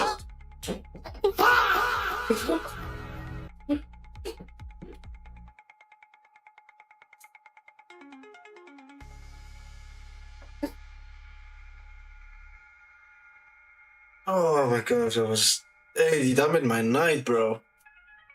Oh, that was funny shit. Bro, he cooked everybody, bro. That was funny shit, bro. Please. All right, go ahead. Okay, let me answer. Ask your question. What you got to say? Okay. He put the book back, bro. He did it. He didn't care. He put it back. Yeah, bro, that's funny. What you got to say? What you got to say? You call us low IQ based on we don't know the law. I can. It's not about the law. It's about, bro. How is that the law, bro? That's stupid. How is that the law? It's about common sense. Have the highest IQ in he got convicted, bro. He got convicted. Hold the L. Carmelo's in jail. Yo, why are you afraid? Why are you afraid of me? He's in jail. Why are you afraid of me talking? Why are you afraid of me? Why are you afraid of me talking? He's in jail. Why are you afraid? No one understands anything you're saying. Why are you afraid of me talking? No one's understanding you anyway. No one understands you anyway. Okay? Bro's in jail. Why are you afraid of me? Go ahead, fat boy. Go ahead, fat boy. Go ahead. Okay. Go ahead. Okay. Go ahead, fat boy. So, Myron, okay? Go ahead. First, you didn't prove that we are low IQ. Because we can be, well, let me finish. We can be very high IQ and know nothing about law. That's the first. That's so dumb. I can be high IQ and know nothing about the law. That is the dumbest fucking thing I've ever heard, bro. One, right? Since Andrew want to debate, we can be engineers, astronauts, do things at a high functioning level and not know nothing about law. So we not knowing the law doesn't make us low IQ. It Second, does. I'm a foreigner. because you're using arguments that has nothing, with no facts, nothing. That's what makes your argument strong. Is if you have facts backing it up. You fucking idiots. Totally fine. Piers Morgan is a foreigner and you were sucking his. Stephen Crowder is a foreigner and you were sucking his. Exactly. These are low IQ arguments right there. This is the proof that you have a low argument. This low IQ. You have low IQ. The fact that you say, oh, you're sucking this guy's dick. You're sucking this guy's dick. There you go. That's the proof that you have low IQ. How about you actually show an argument with facts that can back it up? This is nothing. This is you chimping out and actually just being a retard with low IQ. That's what it is. Your co-host is from Barbados and you were sucking his dick. The only thing you engineer. Hey, fat boy. The only thing you engineer is more calories, you fat fuck. That's the only thing you fucking engineer. Your name is Fatty. Your name is Fatty. I let you finish. You engineer calories. Yeah, that's what you engineer is calories. Silence. You engineer calories, fat boy. Silence. That's what you engineer. Silence. That's what you engineer. Calories. Let's get calories. silence, sir. Silence. Sir. Silence. You're a fucking retarded monkey chimpanzee fuck. Get the fuck out of here, man. I'm freezing you niggas. Get the fuck out of here, bro. Literally, that's what this is, bro. I am here. I am the zookeeper to you niggas. I am the zookeeper to you niggas. I am the zookeeper to you niggas. That's what I am. Let me ask Andrew. Let me ask Andrew a question. We're tired of you fucking. AI is killing our kids' ability to think, when it should be making them geniuses. Introducing Koji from Brilliant, the world's smartest AI tutor. Unlike other AI tools, We don't care. Shut the fuck up, you. Okay. No. Everybody quiet. Everybody quiet. Don't bite. Everybody quiet. Don't bite. Everybody quiet. Bronx. Bro, this guy, bro. We got Dr. on the panel to my left. Andrew, I want to ask you something, Andrew. Right? Andrew. I have a question for you. Andrew. Oh, bro, that Myron, bro, just went on a fucking rampage. Jesus. Fucking hell, that's funny shit. Is Myron chimping out? Is Myron showing the behavior that he complained? Bro, here we go, bro. Bro, this is what I mean. This is low IQ fucking argument. Low IQ. Just because he's chimping out, that doesn't mean that black people chimping out is not good. That doesn't mean that his argument is not true. Like, this is what happens when we have people that have low IQ. They have the power that they have. It's fucking retarded. It's about the black community every day by not having impulse control, calling people names that. Just because he's acting like that, that doesn't mean what he says is contradicting. You fucking. Oh. Bro, this guy is an idiot, bro. This guy is a fucking idiot. Call him names. It's nothing about the law. It's nothing about fucking. It's about common sense. It's about having a fucking brain and brain cells. Jesus Christ. Bro, you got orangutan. You got titties. You got orangutan. Don't you got much? Bro, got here. What's your opinion, Andrew? I really want to know about these, Andrew. We're just talking to you. You can barely speak English. I know. You can barely speak English. I know. Sunglasses indoors. Are you co-signing Myron? Why is the woman talking? No, we are Why is the woman talking? Why is the woman talking? Woman, go back to the kitchen. Oh, fuck. Be in the kitchen. Get the fuck out of here. This shit retarded. You guys got females on the panel. This is crazy. We got a bunch of. Bro, he's laughing his shit off, bro. We got some women on the panel. We got Dr. Retard on here as well. Dr. fucking. Why y'all won't let me go? No, it's because we want Andrew to answer the question. Is Myron out. No, he came into. Why? Well, Okay, fried chicken connoisseur. Do you want me to give you the explanation? I'll give you the explanation. Yes, and by the way, Andrew, I wonder why you were so upset when. As soon as that woman talked, I was like, fam, she's gonna get cooked. He said, why is that woman talking? Go back to the kitchen. Jesus. Somebody broke the TOS a couple of minutes ago by saying something that they shouldn't, and these men literally are going to make us private this shit and kind of edit. Wait, how did I break the TOS by saying you're fat? And you are smiling and laughing, knowing that this can Yeah, bro, he has nothing. He has not lied. That's all I'm saying. jeopardize all the channels, but it's fine. It's true. Right? You're fat. Okay, so Totally fine. do you want me to give a defense here? I'll give you the defense. So, I want you to explain to me why is he not out when he didn't do nothing to this man. We did nothing but nice to this man. First and foremost, right? I don't want the TOS broken, obviously. I can't help that shit's funny though, and I'm gonna laugh at it. Okay, a lot of you guys want to laugh right now too. Like, look at Mr. Fantastic. He thinks some of this shit's funny. Trust me, I'm the one who should be talking to everybody wants to laugh, but I'm just Yeah, it's just funny. Okay, some of the shit's funny. What do you want me to do? I can't help what I laugh at. Anyway, Yo, notice how much he's breathing, bro. This dude's taking 7 breaths for my 1. This is fat as fuck, bro. Why are you breathing all our air, bro? 4v1. Like what? I point out to you, he's not in a violation. There's no contradiction. There's no nothing. You won't engage with that. The gentleman below me, Dr. Ilkins, Ali, says, well, wait a second. Andrew doesn't have to demonstrate or show evidence for a claim. But that's exactly what I did by showing you how there's no contradiction, anything like this. I'm walking you through what's called a logical claim, giving it to you in premise form, showing you that's evidence. Bro, he's Dr. Andrew. You can't reason with this guy. It's Dr. You didn't. But it's true, Andrew is true. He literally explained to you that just because he says he's gonna do it, that doesn't mean he's contradicting himself. His claim is still true, is still factual, is still what you need to do. You can't take these people seriously. Dr. fucking...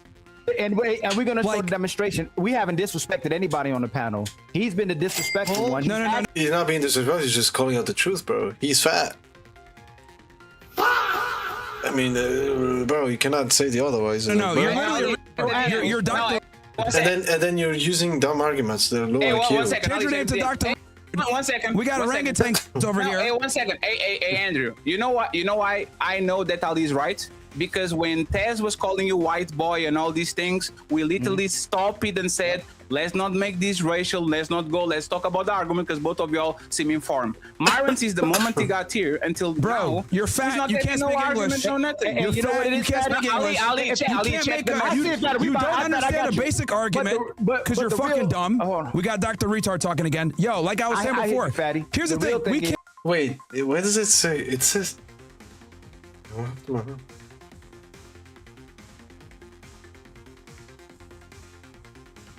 When we can't take you seriously. Counterintelligence, he has to act like this. They don't act like this to people they really think. You're gonna mute. Hey, Andrew, he's literally talking. He's literally y'all. Right, look at y'all gone. Look at your. If y'all both gonna go then, because y'all when you. This is Sparta. What is going on? What is this shit? You know what's funny? Cause like, see, they're not here for actual real debate, bro. So you gotta just clown these, okay? Fat boy over here with the tits, Dr. Women talking, all this other shit. Fuck these, and like, they should be thanking God that me and Andrew are even talking to these fucking, okay? Like, you don't even, we don't even take these seriously, man. Cause like, the thing is, when I try to explain it, he didn't want to understand. Andrew tried to explain it, didn't want to understand. Okay, we know how to deal with you fucking. You guys want a clip? Let's fucking do it. We're gonna fucking roast you. And we're just gonna make fun of them. Fuck it. We don't take these seriously, bro. Fucking losers. But that is true, bro. They did explain like a bunch of times, or at least a good amount of times, and they clearly didn't want to understand anything, and then they have these low IQ arguments that make no sense. But okay, let's go. That was funny. That was funny shit. That was very funny, bro. Myron, you're the best. And bro, Andrew was laughing his ass off, bro. That was funny as shit. That was so funny. Let's finish. This is the last video we're gonna react to in the video, in the stream. Watching the Knicks game. By the way, Knicks in 4, guys. I don't know if you're watching the NBA Finals. I don't watch NBA like that, but because of the fact that the Knicks are in the finals, I've been watching a little bit more, like paying attention to what's happening. But anyways, just chilling, you know, in the Matrix, having a good time watching the game. And this clip popped up. I actually quote tweeted it. I got like 600 likes. No, I got 400 likes. But the other tweet got almost 600. It's pretty funny. And a fight broke out on Fresh and Fit. Now, I don't know how much of this I can really play on YouTube realistically without the video getting limited. I don't think it's that crazy. She didn't do much. But I'm sweating. So we'll go ahead and pull this up here. I thought that this was super funny. Let me organize this stuff here. Screen share. All right, there we go. So this here... I only have one thing to say. I've seen this clip, and you know what I have to say is this. Black people always confirm all the stereotypes, bro. This is really one of the confirmations again. There's so many. Like, come on. Obviously, the show from last night. Bradley Martin was on. Shout out to him. And this girl attacks this girl. For what reason? I don't know. For no reason. I don't have any context. reason. I don't know if she she's attacked her talking. for no I'm reason. sure a lot of you guys were watching, so For no reason, you can tell bro. me in the She chat attacked why that she girl for attacked no her. reason, by the way. Stupid. But super unprovoked, crazy. We'll do the news. I know. I don't want to do too much drama here, but this was like really funny. So they're kicking her off. They're saying thank you for coming, and just watch. This is crazy. Like, this is crazy. Just watch this. I was able to take my resume from this to this in less than 10 minutes. Just you. Congrats.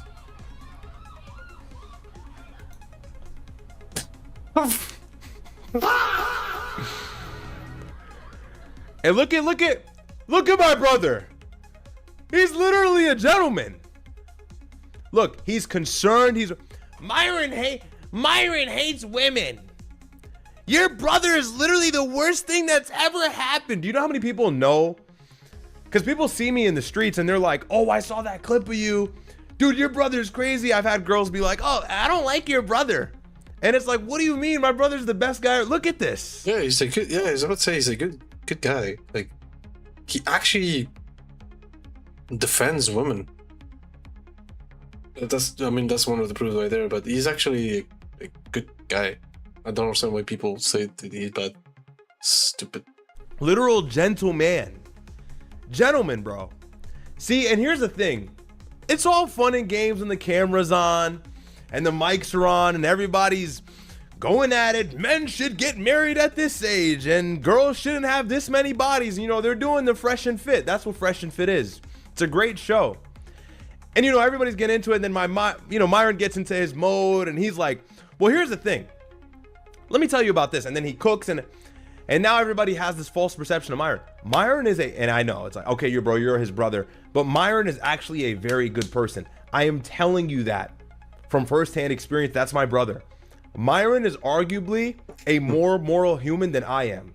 And that's the true lore.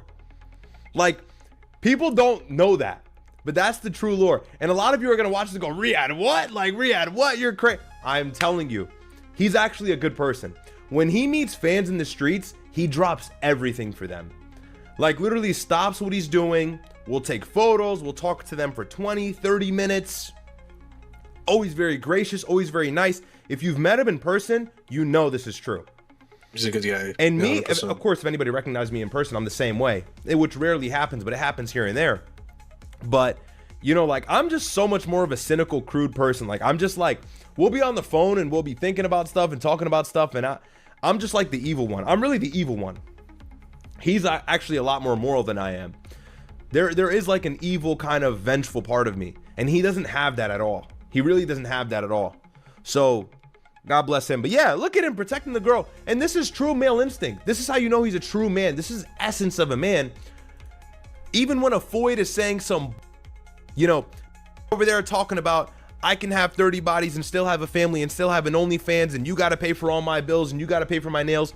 Despite the girl saying that, I'm not saying this girl said that. I don't even know what she was saying, but I'm just being funny here. But despite all the disagreements, when the girls are in danger, Myron takes charge. If you remember, if you've been watching Fresh and Fit for a long time, there was an instance where these like guys that used to work with them came with an intent to attack. They didn't come with weapons, but they were at the front door, and I think the guys came with weapons. I can't remember the story. If I have him on tonight or tomorrow, he'll actually tell the story. And all the girls were like terrified, and he pushed them on the balcony and like organized the situation, took control of the situation. So, you know, it was funny. Because, like, obviously he's concerned. You know, he feels bad. The girl just got attacked for no reason, unprovokingly attacked. No surprise there. And, you know, my brother stepped in and ensured she felt safe. So I thought that was funny. You know, everybody's always, oh, Myron. Like, Myron's a good guy, bro. Like, if you fall for the shit on Fresh and Fit, and it's not an act, he really does believe that. But, you know, there is a certain character, there's a certain persona that you have to take on when you're talking to these girls. Yep, you do. That's God knows, 100%. I know, you know. Yeah, we know. You cannot talk to these girls like a civilized person. They will walk all over you. You have to genuinely enter this Myron mode. We call it Myron mode because he's really the pioneer of telling these bitches shut up. But you have to enter this mode where there's like 6 or 7 girls at the table, or maybe 8 or 9, that oppose your entire ideological basis, your set of beliefs. And tell them to shut the fuck up and sit the fuck down. You have to dismantle all of the different talking points that they're going to propose every single night, 3 times a week. He's been doing it for years. You can't be Mr. Nice Guy. Well, I disagree with that. No, you have to, hey, shut the fuck up. This is what it is. And, you know, you hit him with the facts. You hit him with the facts, and I'm sorry that I'm cursing. I'm just quoting Myron, okay? But, you know, it is a rough thing to do every single night. So that's why he can be a little bit abrasive or... Bro, it's so rough. Some streams that I've watched is so rough. The patience you need to have. Some of these women are so dumb. And then they don't care and shit like that. They put the patience that you need to have for that. He's the best. Holy. Raising, whatever you want to call it with these girls, but he really means well. He's really a good person. Anybody who's met him will tell you that. He's very soft in a good way, not soft in a pussy way, like very soft person, delicate person. You know, he cares about people's well-being. And I know I'm doing this whole like, oh, Myron. I am actually doing that. Like, I'm like, but it's true. It's true. Like, you can see it in the times of danger, in the times of desperation. Look at him. And then so somebody, we'll watch the rest. If you've been thinking about getting Pocket, this is your last chance to save 45%. I was not thinking about it.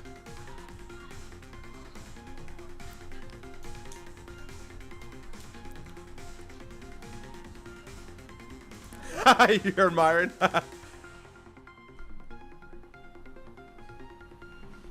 Oh, is it muted? It's muted. Sorry. No. You guys probably heard it faintly from my headphones.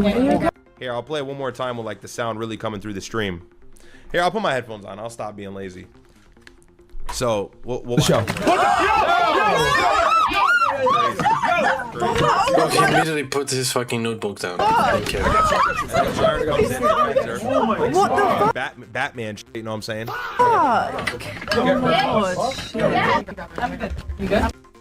And then I think he promotes his chimping out merch. I've had a feeling about that. Really? It's alright. Oh, bro, you okay? she literally went. You okay? I'm good. You good? I'm good. You sure? Are you sure you're okay? Yeah. I have a. It doesn't say that I was gonna reach for my phone. She didn't land. She barely landed anything. She kicked me. But still. What is she, Ukrainian, right? She has like an Eastern Europe accent. Alright, guys. Shit. And they wonder why they have this stereotype. Alright, guys, we're on YouTube. Come on, guys. But yeah, so that's what happened. No wonder they get that stereotype. And so, you know, I tweeted, I said, you can see it on the screen right here. I said, and they say he hates women. You know, like, look at how much of a gentleman he was. And then somebody put this picture up of him. Superman, like, all right, bro. And I was like, Myron, man. I tweeted that earlier. I'm literally at the gym. I tweeted that earlier. It kind of went well. Got like 16.5K views. But yeah, I thought that was funny. And then this stupid Floyd over here. I don't even want to cortisol max right now. But yeah, so that's what happened last night. If you weren't watching Fresh and Fit, which I'm sure many of you were, that was kind of the situation. That was a situation on Fresh and Fit, you know. But you know, Myron's a good guy. Myron is a good guy. I'm telling you, bro, I'm worse. People always say, "Oh, Riyadh, go on Fresh and Fit." I'd probably be meaner than him maybe not the, I think I'd be softer just because of the fact that like I'd be new to the show, so I wouldn't be as fed up and frustrated with the girls because I haven't been doing that for years. So I'd have a lot more patience for the bull. However, if I did it to the capacity in which he does it every night, all the time, bro, I would be even worse. Honestly, Myron is super nice for the repetition in which he does that show on. He does that show like every day, bro. That's a crash out invoking show. Like that show will bring the worst out of you. Talking to 10 stuck-up Miami broads who have OnlyFans accounts every single night in front of thousands of people will make you a very frustrated, short-fused person with little to no patience for bull. So I always think it's funny when people are like, oh, well, you know, Myron. It's like, he has to be that way. He has to nip his in the bud. He has to really be aggressive. And so that he can actually effectively get his talking points across, and he can dismantle these things they're saying, because people may say, oh, but we get it. But there's tens of thousands of people watching. They may not get it. He has to break down all these arguments. So it's important, and it's a stressful job. It draws away from you. It's stressful. But as a result, helps a lot of men out. So. No. Well, that was the end of the stream, guys. That was a pretty successful stream. Again, we did little updates. Again, Trump's still a liar, trying to say, yeah, we're going to a peace deal, but at the end is lying. Iran still continuing to conquer and attacking a bunch of countries like always. Iran not taking a step down and continuing doing what they need to do. Yeah, and that was funny at the end right there. That was very funny. It's just a bunch of people that don't know how to make normal arguments with facts to back them up, just saying dumb shit. Low IQ people, retarded, and then they expect Myron and Andrew to actually explain to them multiple times. No, they explain to you once, twice, 3 times, but not more. If you don't understand, well, they're gonna start roasting you. It's gonna make sense. And and then at the end there, the video of Myron actually protecting a woman. I mean, it's Myron. I expected this from him. I mean, he's a good guy. He's very good. He's a good guy. He's not bad as everyone shows him to be. He's actually a good dude. So, but yeah, hope you guys enjoyed the stream. Don't forget to follow me on Kick. We're trying to reach 800 followers. Not only that, we're trying to get verified. So I would appreciate if you participate in the stream, of course, by talking in the chat, watching the stream, or dropping a sub, so we're going to be one step closer towards our verification. I do stream at the same time on YouTube as well, so don't forget to subscribe to my YouTube channel. We're trying to reach 100 subscribers. We're currently at 90 subscribers, so I'd appreciate if you hit the subscribe button. Go check out the additional content I give to you guys on other social media. So don't forget to follow me everywhere. Enjoy all the content I give to you guys. Hope you guys enjoyed the stream. Peace.